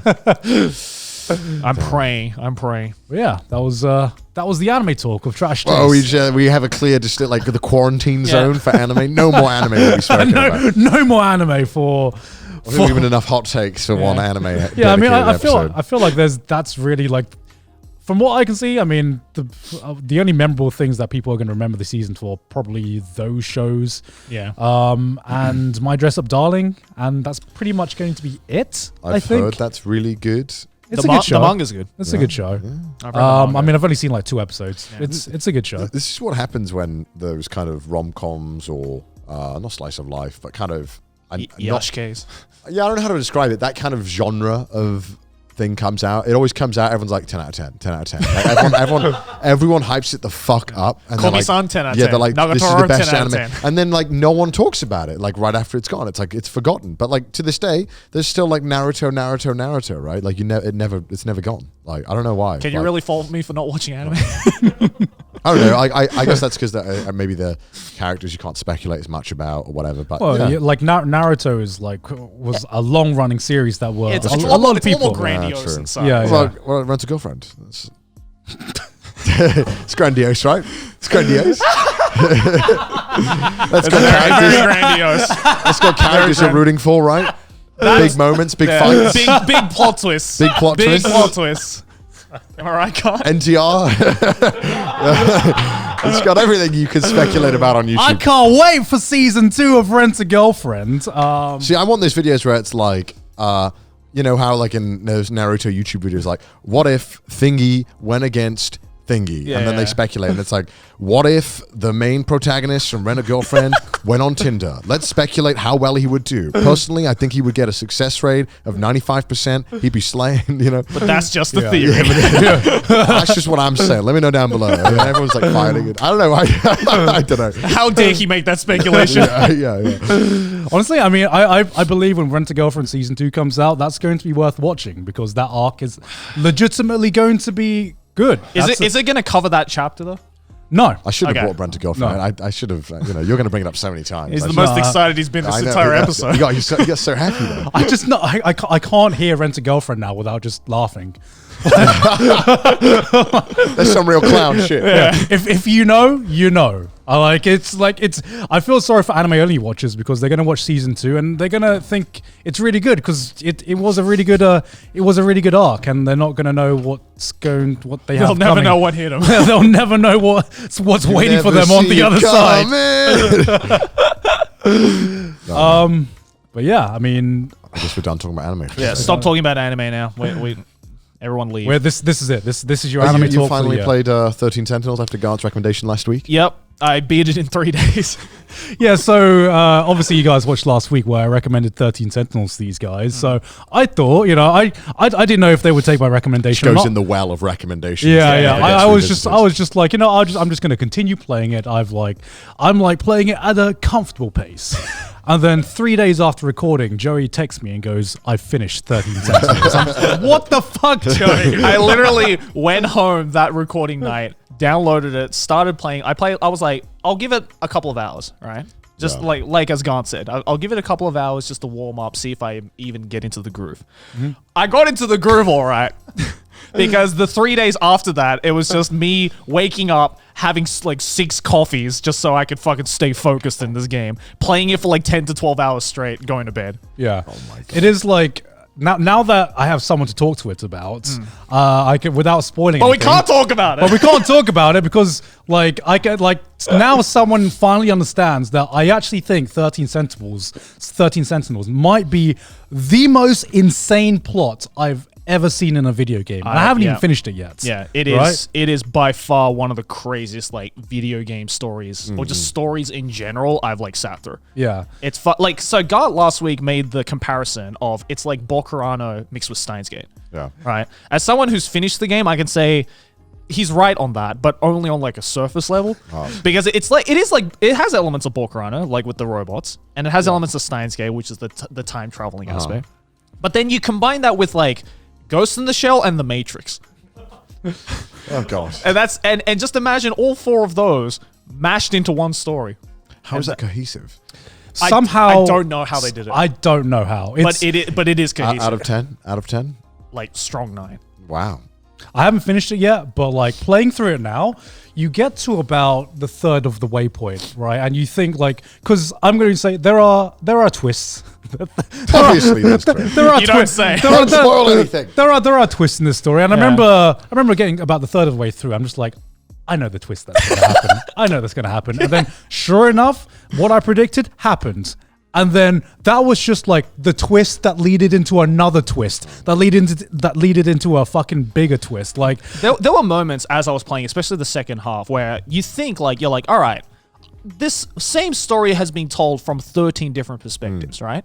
So you're like, so you follow everything. You're like, okay, I think I know what's going on, and I think I can predict what's about to happen. But there were moments where a character would say one line, and I literally have to put my controller down just to be like, I don't believe you just said that, because now what I thought I knew about this game is completely out of the window. Yeah.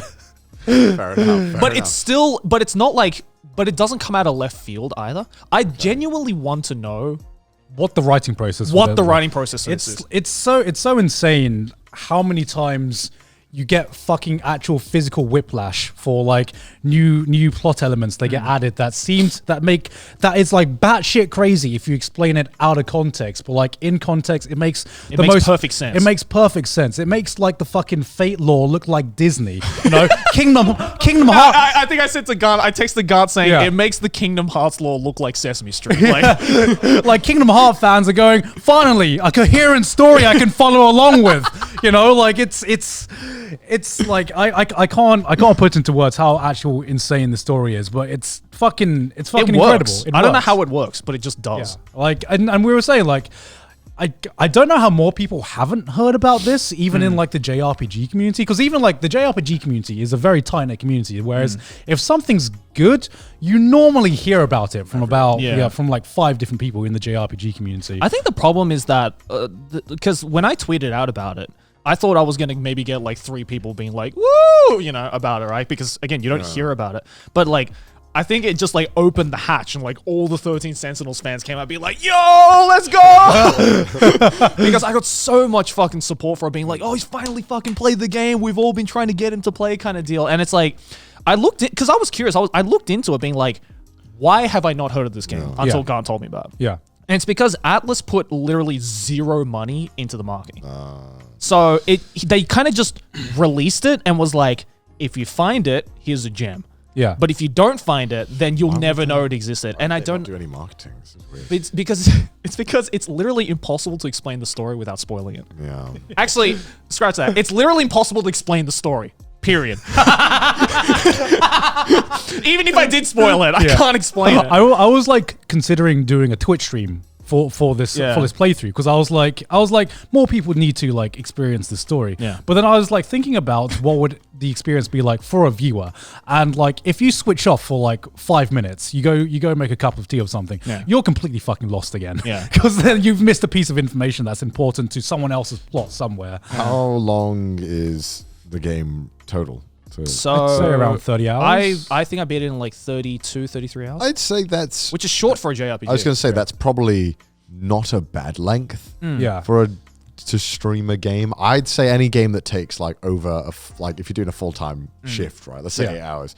If it takes more than a week, it's probably too long for Twitch. I mean, I tried to stream Yakuza 7, and that's a really, really long game, and a lot of people fell off, like maybe like after like stream 6, stream 7. Yeah. Which is understandable. People do like those types of games to watch, especially people who have played it. Yeah. They fucking love those streams because they're like, I want to see someone else like their reaction to the bits that I thought was insane. Yeah.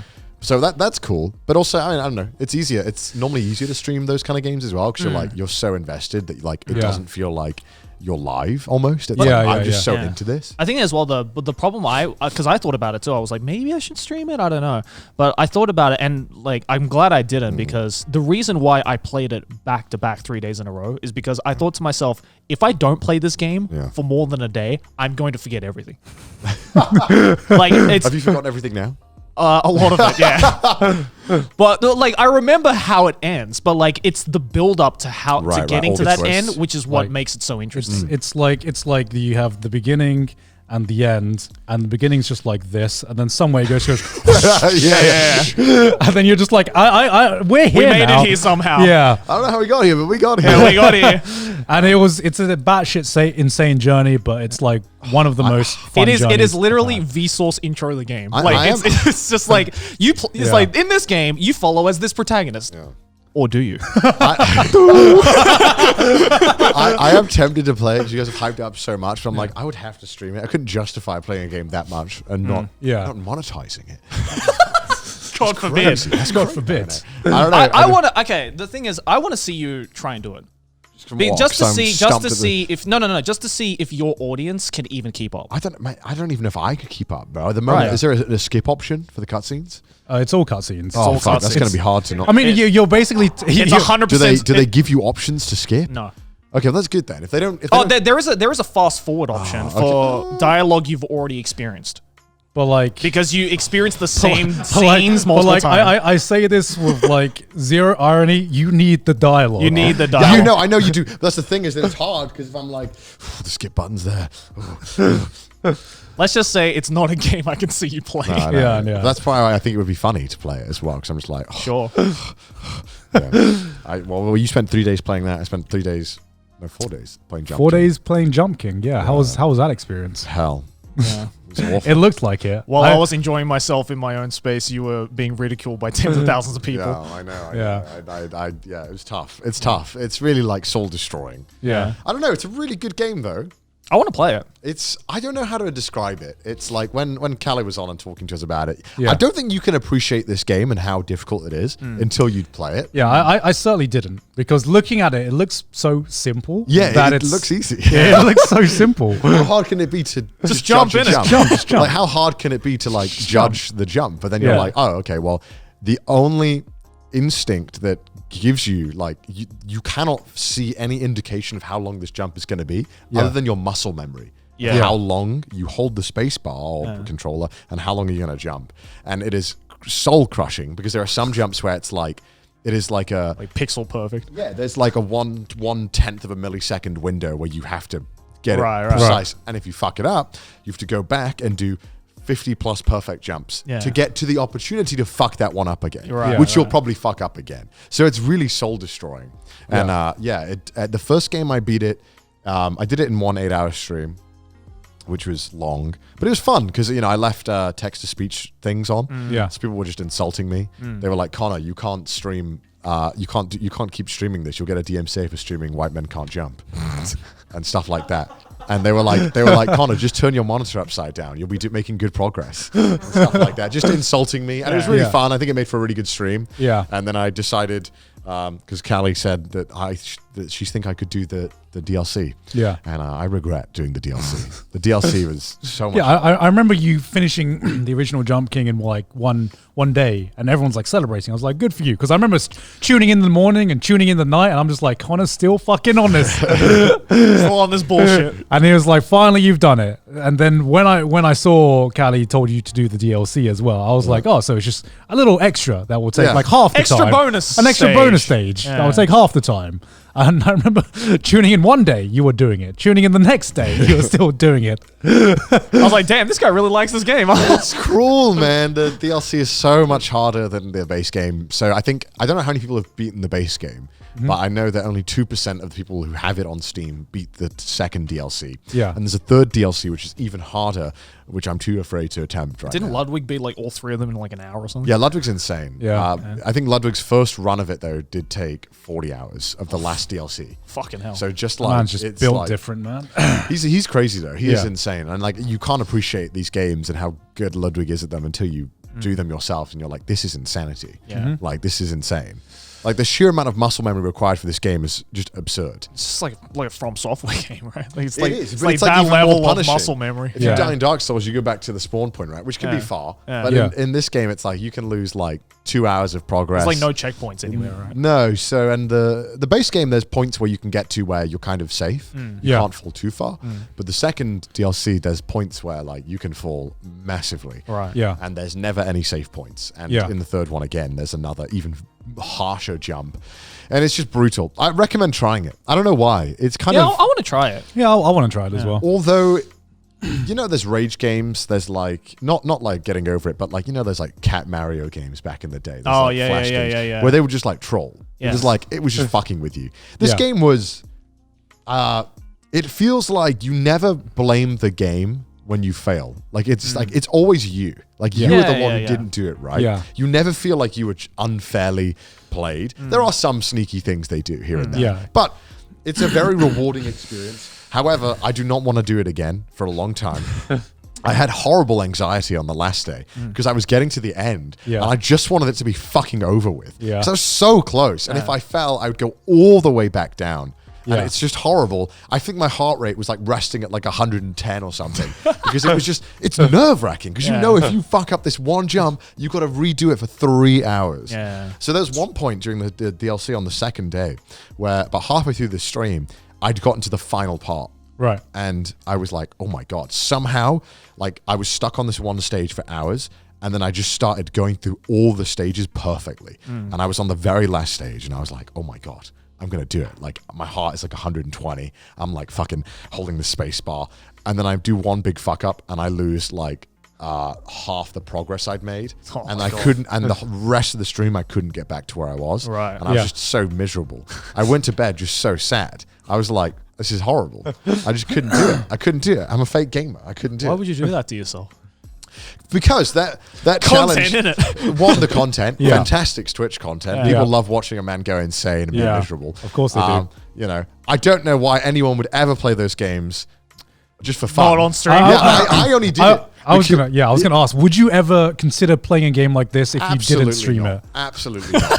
No, you couldn't. Why would you do it? Because there's absolutely no reason to do it, right? If I do it on Twitch, it's like, okay, well, it's great content. People, it's really easy to understand. You know, you play 13 Sentinels. It's like, Yeah. hey, so here's the 15 characters you need to know all the in-depth lore about. By the way, you missed 10 seconds of dialogue that changes everything. Yeah. Jump King, it's like, my mum can understand it. Yeah. If you fall, that's bad. You're a Go king up. who jumps. You literally You go, go up, up, and if yeah. you fall, you can sometimes fall really far. Yeah. And that's bad. You know, it's super easy to get people invested in. Yeah. And it's just fun watching someone go insane, I think. I don't know. I would never do it off stream. Yeah, of course. Ever. Why would you? I don't understand why people have done it. I don't, what compels you to keep going?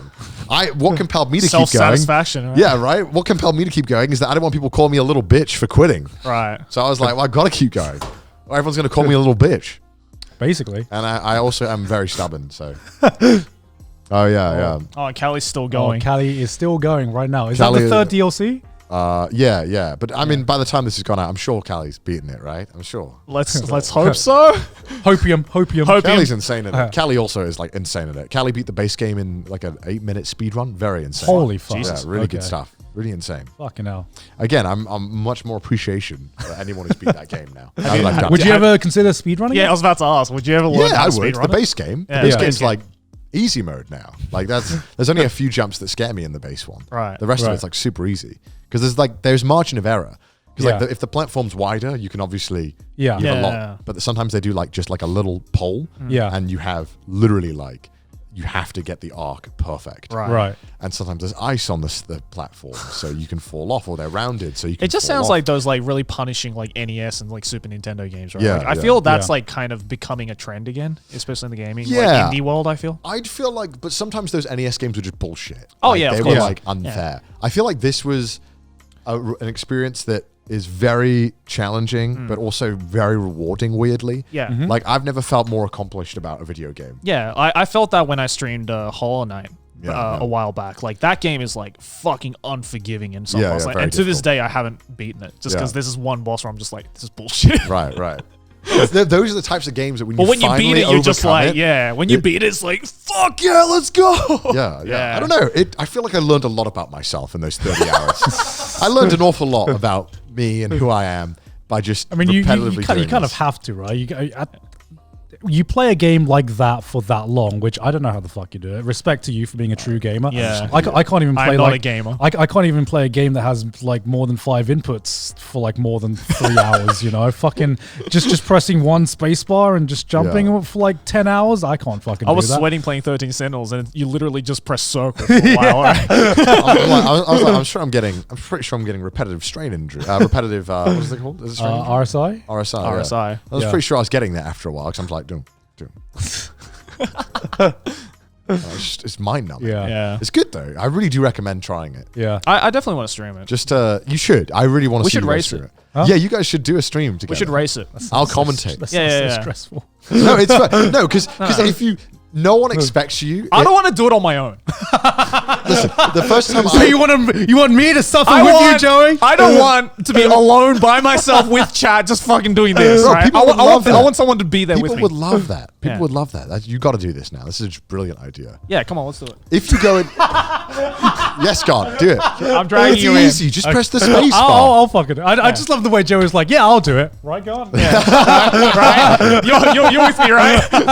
Go into it. Don't say you're gonna beat it. Just say like you're just gonna play it. Yeah. And see what happens. And because No, if I play, I'm gonna beat it.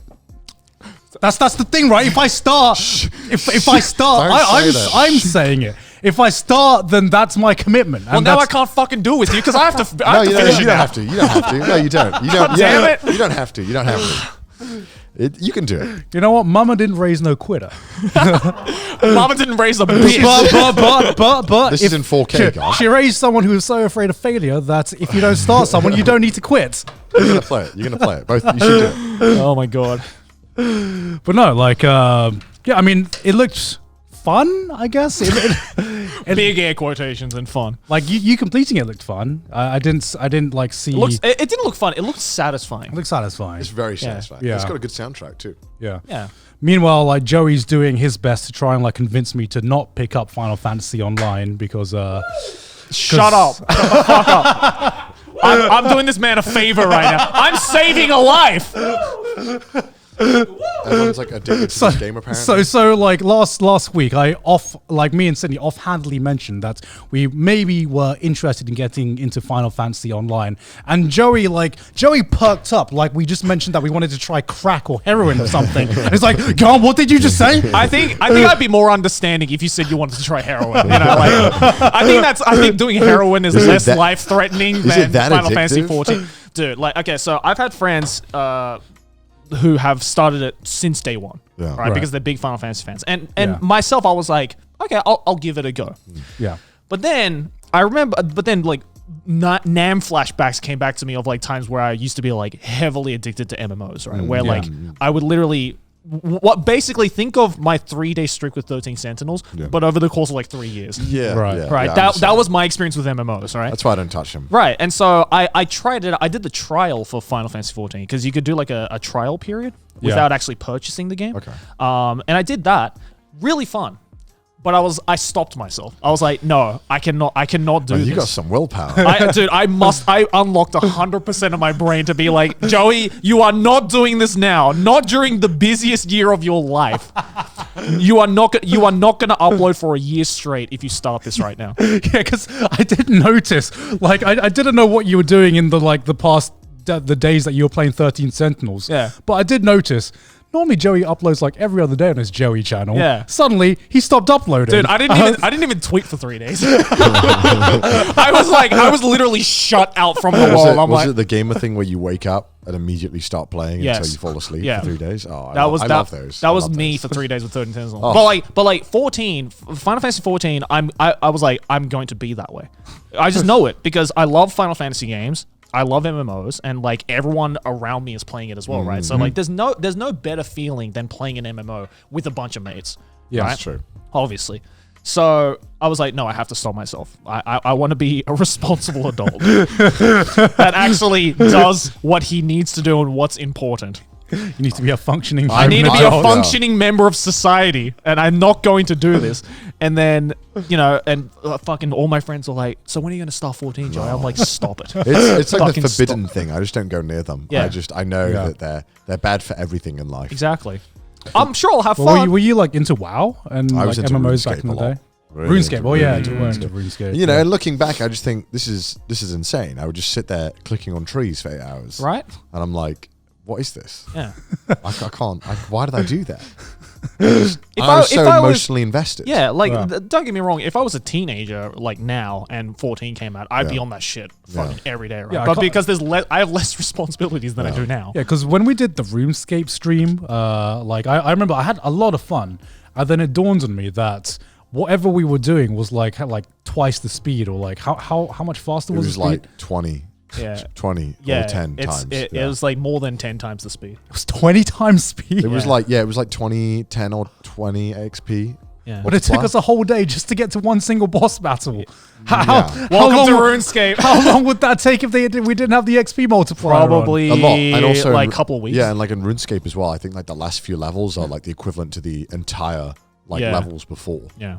So like getting to like 95 What? and doing like to 99 is like the same as getting to 95. Literally, man discovers how much of a grind RuneScape is. People say One Piece fans have commitment. Like, what? Well, the thing was, I think the thing that made RuneScape so kind of addictive is that you could kind of just like kind of hands off it, but kind of not. Like you could just kind of, it's other monitor shit. You can just click. I knew people who would do that. They would have their normal life, but always have RuneScape on the other monitor, and they would be like, Kind of sounds like a gacha game. Yeah, I'm yeah, just yeah. I'm just gonna pretty say much. it. Pretty but they never much. cut you off. They never had sanity or anything. Yeah. Or what's the other one? It's like playing Arknights with unlimited sanity. It's like, it just never ends. yeah. It literally was like it never stopped you. Yeah. I think that's what made it so good. Is that Yeah. they never try to stop you. Yeah. Right. I feel like people probably put more money in because it wouldn't stop you, but they never Yeah. had microtransactions. They just had membership. Yeah. Oh, the good old days. Good old days. Good old Good days. old days. So yeah, I'm doing everything in my power right now to stop Good, Sydney good. from getting into Don't. Final Fantasy 14 because You shouldn't. You shouldn't. I mean, we were just like mildly curious, right? We were just like Yeah. maybe we'll look into this, and then That's how every drug addiction yeah. starts. Well, we With were a just like mild we were just curiosity. like mildly curious, and then we saw that it had gotten so popular that they literally removed it from the store. Because I remember we just tried to like download it. So that made you want to have to play. Yes. yeah. So Classic tsundere So- lover. If it's hard to get, then he wants it even so more. like Sydney like mentions that she's gonna try and download it, and I'm like downstairs playing like 13 Sentinels or whatever, and she's like, "Garnt, I don't know what's wrong, but I can't download it," and I'm just like, "Fucking Sydney, come on, Sydney, Woman. have you never downloaded a game before, Sydney? Come on." And so I go up, and I'm just like, "Sydney, you press the download button," and I'm like trying to scroll down to find out where the fuck this download button is, and I'm like, "Is this the download button?" No, it just goes into another pop up, and I'm like trying to like navigate this site. I like try to go on a Steam page, it doesn't give me a download button, so I'm like so confused, and then I realized that they had to like take it off the store.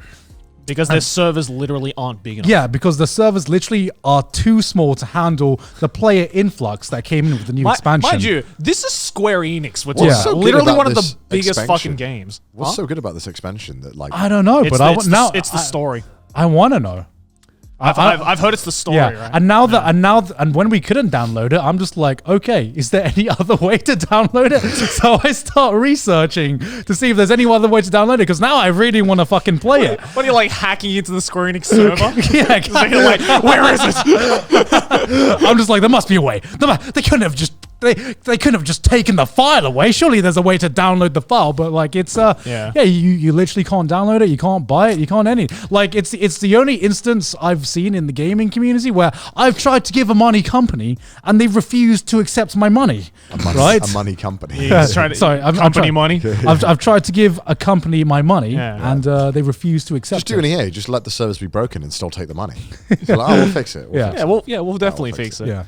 So I've heard sales are coming back on the 25th of February. Damn. So Stop.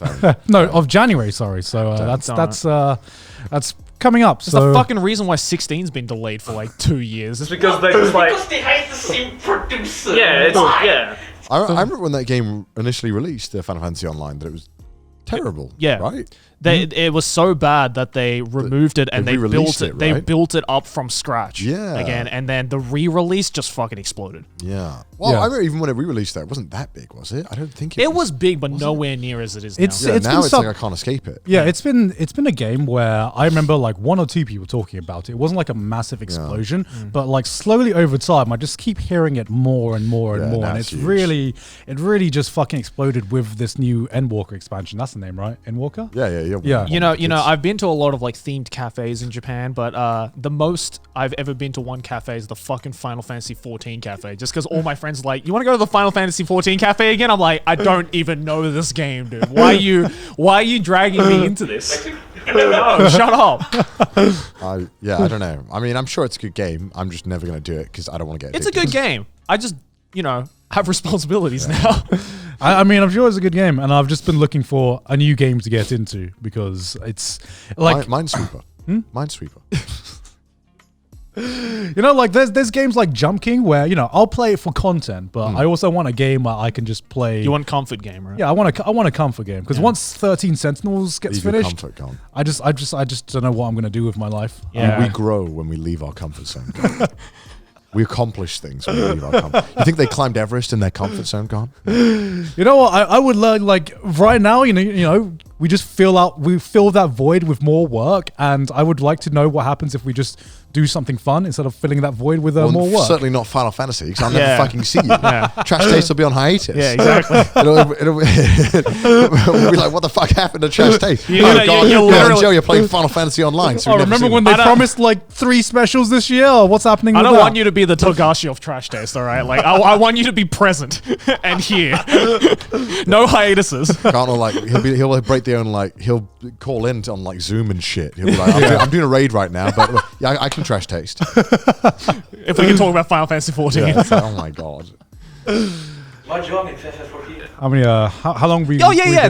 Fucking Nabi, this motherfucker was like, you know how he tried to convince me to play 14? He was like, What? they have Mahjong in Final Fantasy 14. I'm like, what do you think? I'm some kind of like, and just Red- because and there's Red Dead has Mahjong. poker. Like, no one's playing Do you it for think poker. just because there's Mahjong in the game doesn't mean I'm gonna be like, yes, give it to me. Like, what do you think I am? Well, like you're the dog. This is like the cheese and the pill. Swallow the pill, Joey. It's in a layer of cheese. It's like Pavlov's dog from Mahjong. It's like Mahjong. Yes, I'm playing it. It's like fucking so rude. The only one I'm looking forward to is the new Kirby game. That looked pretty cool. Yeah, that's like Kirby 64 but on Switch, so it looks fucking amazing. Yeah, I'm looking forward to the new Horizon Zero Dawn because the first one is one of my favorite games of all time, and like I've been waiting, biding my time. All this like for like the past 2 years to like not buy a PS5 or like to buy a PS5 when the price has finally gone down, and you're not just buying it from like scrapers or whatever, right? Yeah. And it's like there's now a game I want to play on PS5, but it's still not fucking available. So fuck my life. Called them scrapers. Sorry, scalpers. I was like, is that the name? No, is that the name? Scalpers. Bottom scrapers. They are bottom scrapers. That's what I was thinking. Oh, they're like fucking they're bottom scrapers, right? Yeah. Yeah. So it looks like I'm going to have to try and buy a fucking PS5 sometime, just to play this game. And Get it. yeah. Is there enough games on the PS5 like that are exclusive at the current moment? No. Right? Because for me, my rule of thumb with new consoles is I need at least like maybe 3 games where I'm like, I really want to play this. That'll get me to finally buy it. Like that's what I did with the Switch. That's what I did with the PS4. Like if it's just like 1 or 2 games, then I'm like, what am I going to do after I finish that game? Yeah. I'm only getting a PS5 just because that's how much I like. Right? Oh, that's how much I liked liked the original Horizon of course, Zero Dawn. Because I'm just like, I need to play this game at launch. I mean, I only bought a PS4 to play Persona 5. So. Yeah. What are the really big games that are available on PS5? I don't know, like Demon Souls? Demon Souls, remake? the Spider-Man game. Oh, the Spider-Man game. right. Yeah, it's really big. 7 remake Intergrade. That's only known. FF7 remake. Is it actually? It was, if I'm not mistaken, that's why I got the PS. Oh, But it doesn't feel like a true PS5 or like a next gen, and like if it's on like the gen before. As Yeah. well. I'm kind of like, I mean, 2-second faster loader time, right? yeah. The privilege. He is doing the counter all the scalpels thing. Well, we'll increase our sales for PS4s instead. Cool. Thanks, Sony. Cool, thanks. Cheers for that. It's because of the global chip shortage, right? Just can't Yeah. Get anything. Can't get any devices. Yeah, it's Can't get GPUs. Can't get Lot of shortages. tablets. Phones, can't get anything. You can't get couldn't- servers for FF Online. You couldn't even get hash browns at McDonald's for a while in Japan. Did you hear about that? What? Why? What? We had a hash brown shortage in Japan for a couple of days. Oh, it's because of the potatoes. Yeah, right? because of the potatoes. But it Wait, was what? it was so bad to the point we couldn't even get hash browns. Wait. Why was there a potato shortage? Japan doesn't import potatoes. Oh, Yeah. at all. okay.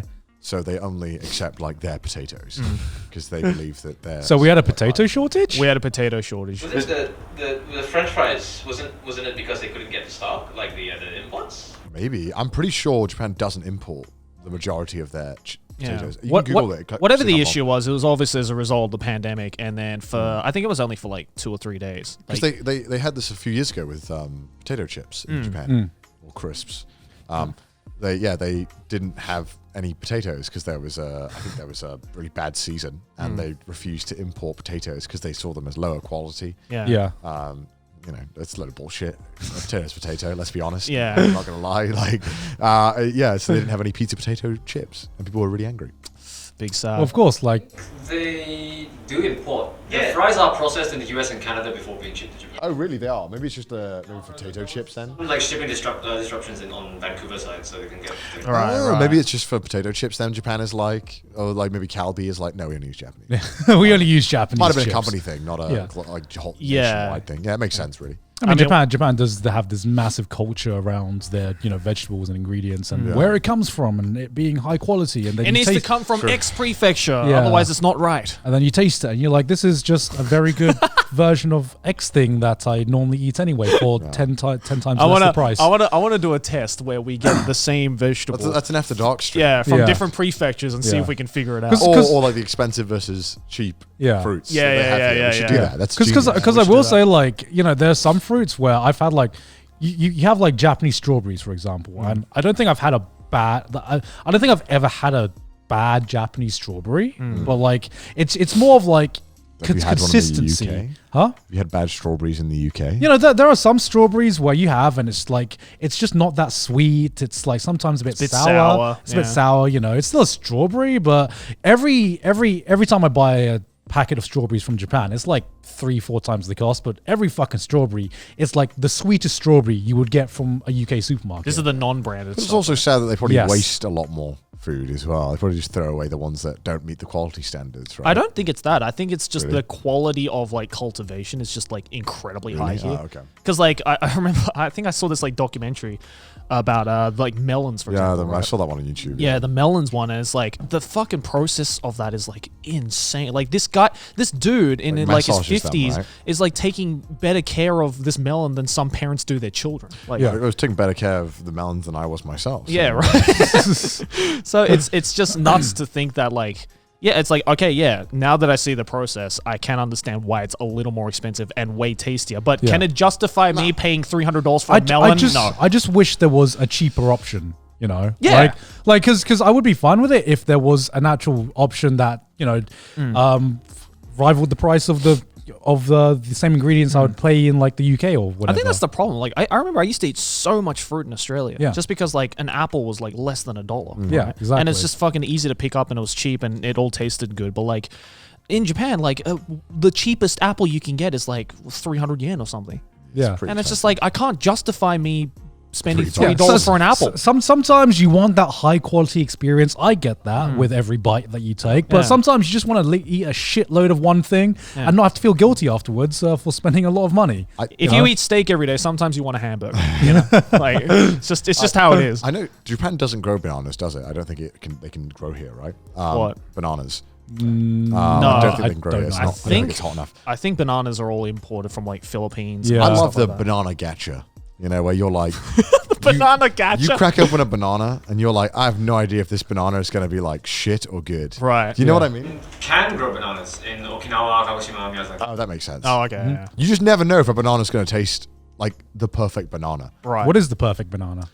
You know when it it's- depends, right? Some people like it really like brown, and like some Well, people Oh, like I hate it brown. Yeah. No, I don't like hate a brown. You know, you want it to be. Sometimes you bite into a banana and it's like fighting back. Sometimes it's like kind of tough. you know? I would And you're prefer- like, what the fuck happened? It's got some give. I would prefer a banana be too ripe than too brown. To me, like I prefer too ripe. It's like rock solid, and it's I like you're prefer it kinda when it's like just like a tiny bit of firmness, just like a tiny bit of firmness still there. That's like my perfect banana. It's not like it's it's not completely green, but it's not like it's just turned completely yellow. That's like to me that's like my perfect banana. Yeah, I don't like the green ones, but sometimes even you do get like a non-green one, and it still is like rock solid or something. Yeah. And it's like Yeah. I don't ever know what I'm going to get with these bananas, and frankly, I quite enjoy that. I quite enjoy that. Maybe I'll get that god tier banana that is just like really smooth, kind of a little bit sweet. You're like, oh, this is just a perfect banana. Why would you ever play a gacha game when you can just Bananas buy a are fucking the thing OG of bananas? gacha, bro. Like you just never know. You never know if you're going to get a good banana. That's what I love about bananas. It's so sad though, because I really miss eating like a lot of fruits. But again, I can't justify myself. It's like banana is actually one of the cheaper fruits you can eat in Japan. Like, because, yeah, because probably- it's yeah. imported. They sell it. You can get it at the Funnily enough, combini. yeah. Yeah, for like exactly. maybe like $3 for like maybe 5 or 6. I eat like 3 bananas a day because it's just the one fruit I get at every you're the combini. real monkey here. Huh? Yeah, I actually. Do you know what I realized the other day? I don't know why. I really like bananas. They're Right? so good. I think it's because they're like pre-portioned. Okay, they're like the Pre-portioned? They are like as humans, we love portioned food. We Yeah. love it when something Yeah. tells us this is how much you're eating, Yeah. and the banana is the perfect one. I really love bananas. I like eat them every day. I'm a JoJo fan as Yeah. well. But I gobble bananas. but for some reason I hate banana flavored stuff. Like No, I don't I know love why. banana-flavored When there's stuff. like I don't like banana flavored sweets. There's just it something. depends for me. Well, because the banana flavored stuff is from a variety of banana that we don't use anymore. It's like extinct. Oh really? Yeah. Probably because it's the The artificial it banana. has this flavor? like So- aftertaste that tastes so artificial that it just really puts me off. So it's like I think it was. I don't know if the one we use right now is the Cavendish banana or the one before. I know there's a bunch of YouTube videos about this. Yeah, there's the one before. Apparently, is much sweeter, much better flavor, but like a plague wiped out that type of banana. Species, yeah. So Yeah. they had to grow another one that's more resistant. Problem is that it apparently doesn't taste as good. Yeah. So the original banana sweetened flavor stuff that you taste and stuff, especially Yeah. that original banana flavor, yeah. supposedly. Right. I don't know if it's true. I don't mind the artificial. I really like Banana the flavored stuff. artificial banana flavor more than the like real banana flavor. So I feel like I've been robbed. What you like the artificial banana flavored more? Yeah. Why? Because I feel like I'm missing out on the OG banana experience. I feel like I've come late to the party. This mythical banana. As a monkey, I feel like my ancestors had it good. They had the OG banana, the sweeter banana, the better banana. have you Our had a ancestors were eating good. Extinct banana flavor is part myth though.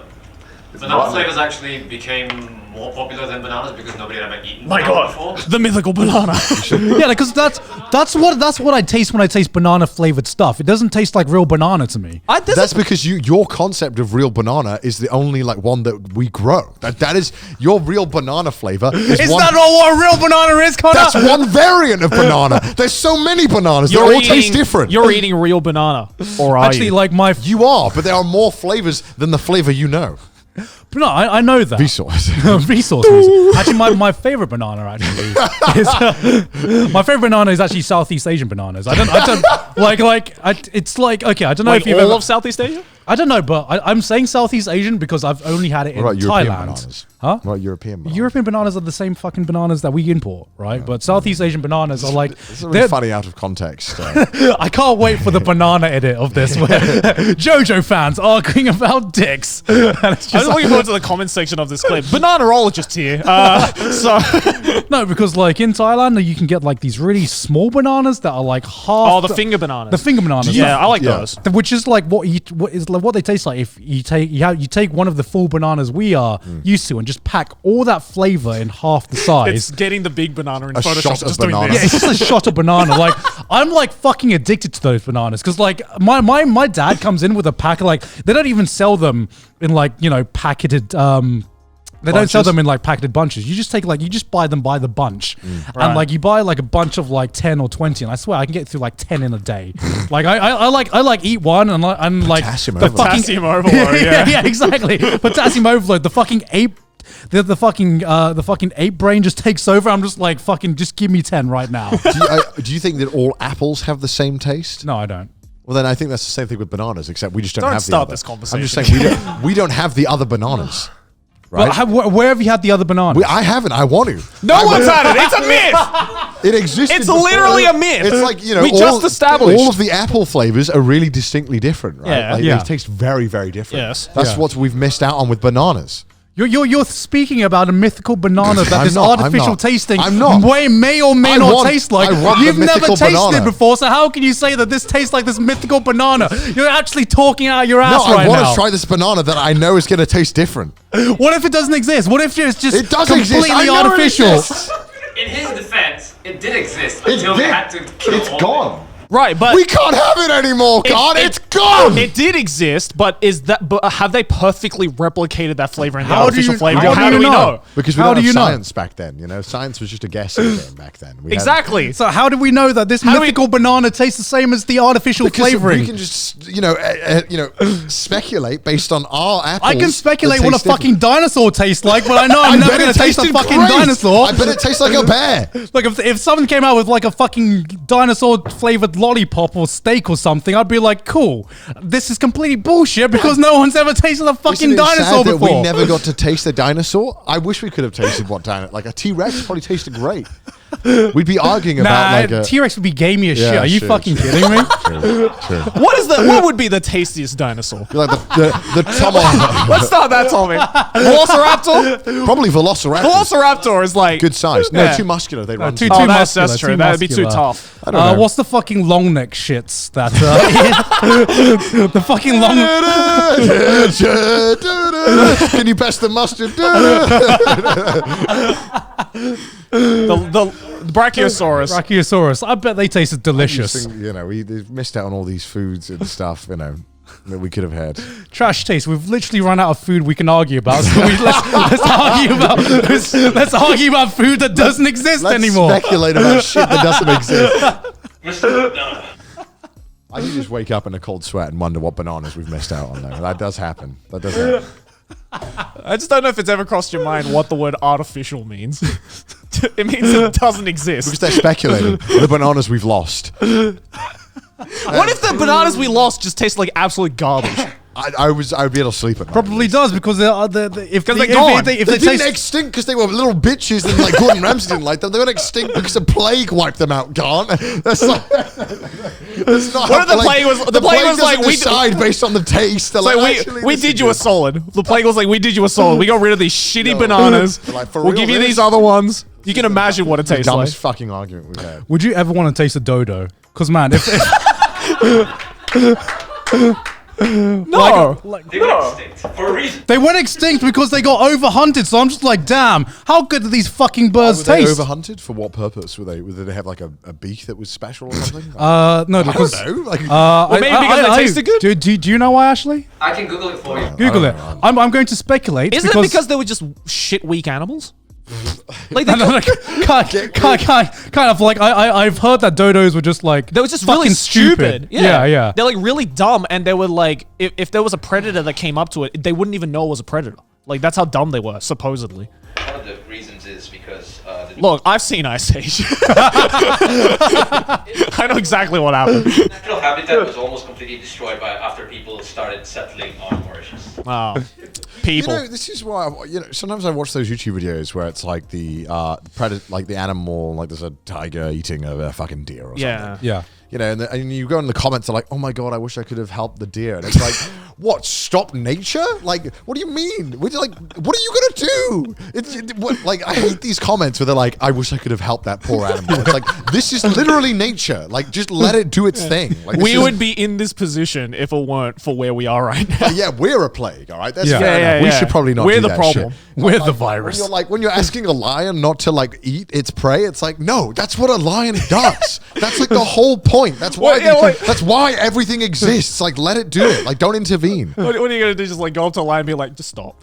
Like, yeah. And lion be like, yeah, you're right, Have you man. ever tried soy meats? I hate this. Veganism, it's an option. I think David Attenborough spoke about this one time as well, and he was like, someone asked him in an interview, they're like, "Do you ever feel like sorry for the animals that like?" I think there's one with like the birds were falling down and, and stuff or something, and he was like, "No, it's just unfortunately That's just life. That's nature. It's not our place to intervene and to get involved and say who can do what until obviously we burn down all the forests and literally kill the I mean, dog. that is kind of on us. We should probably intervene as little as possible. Yeah.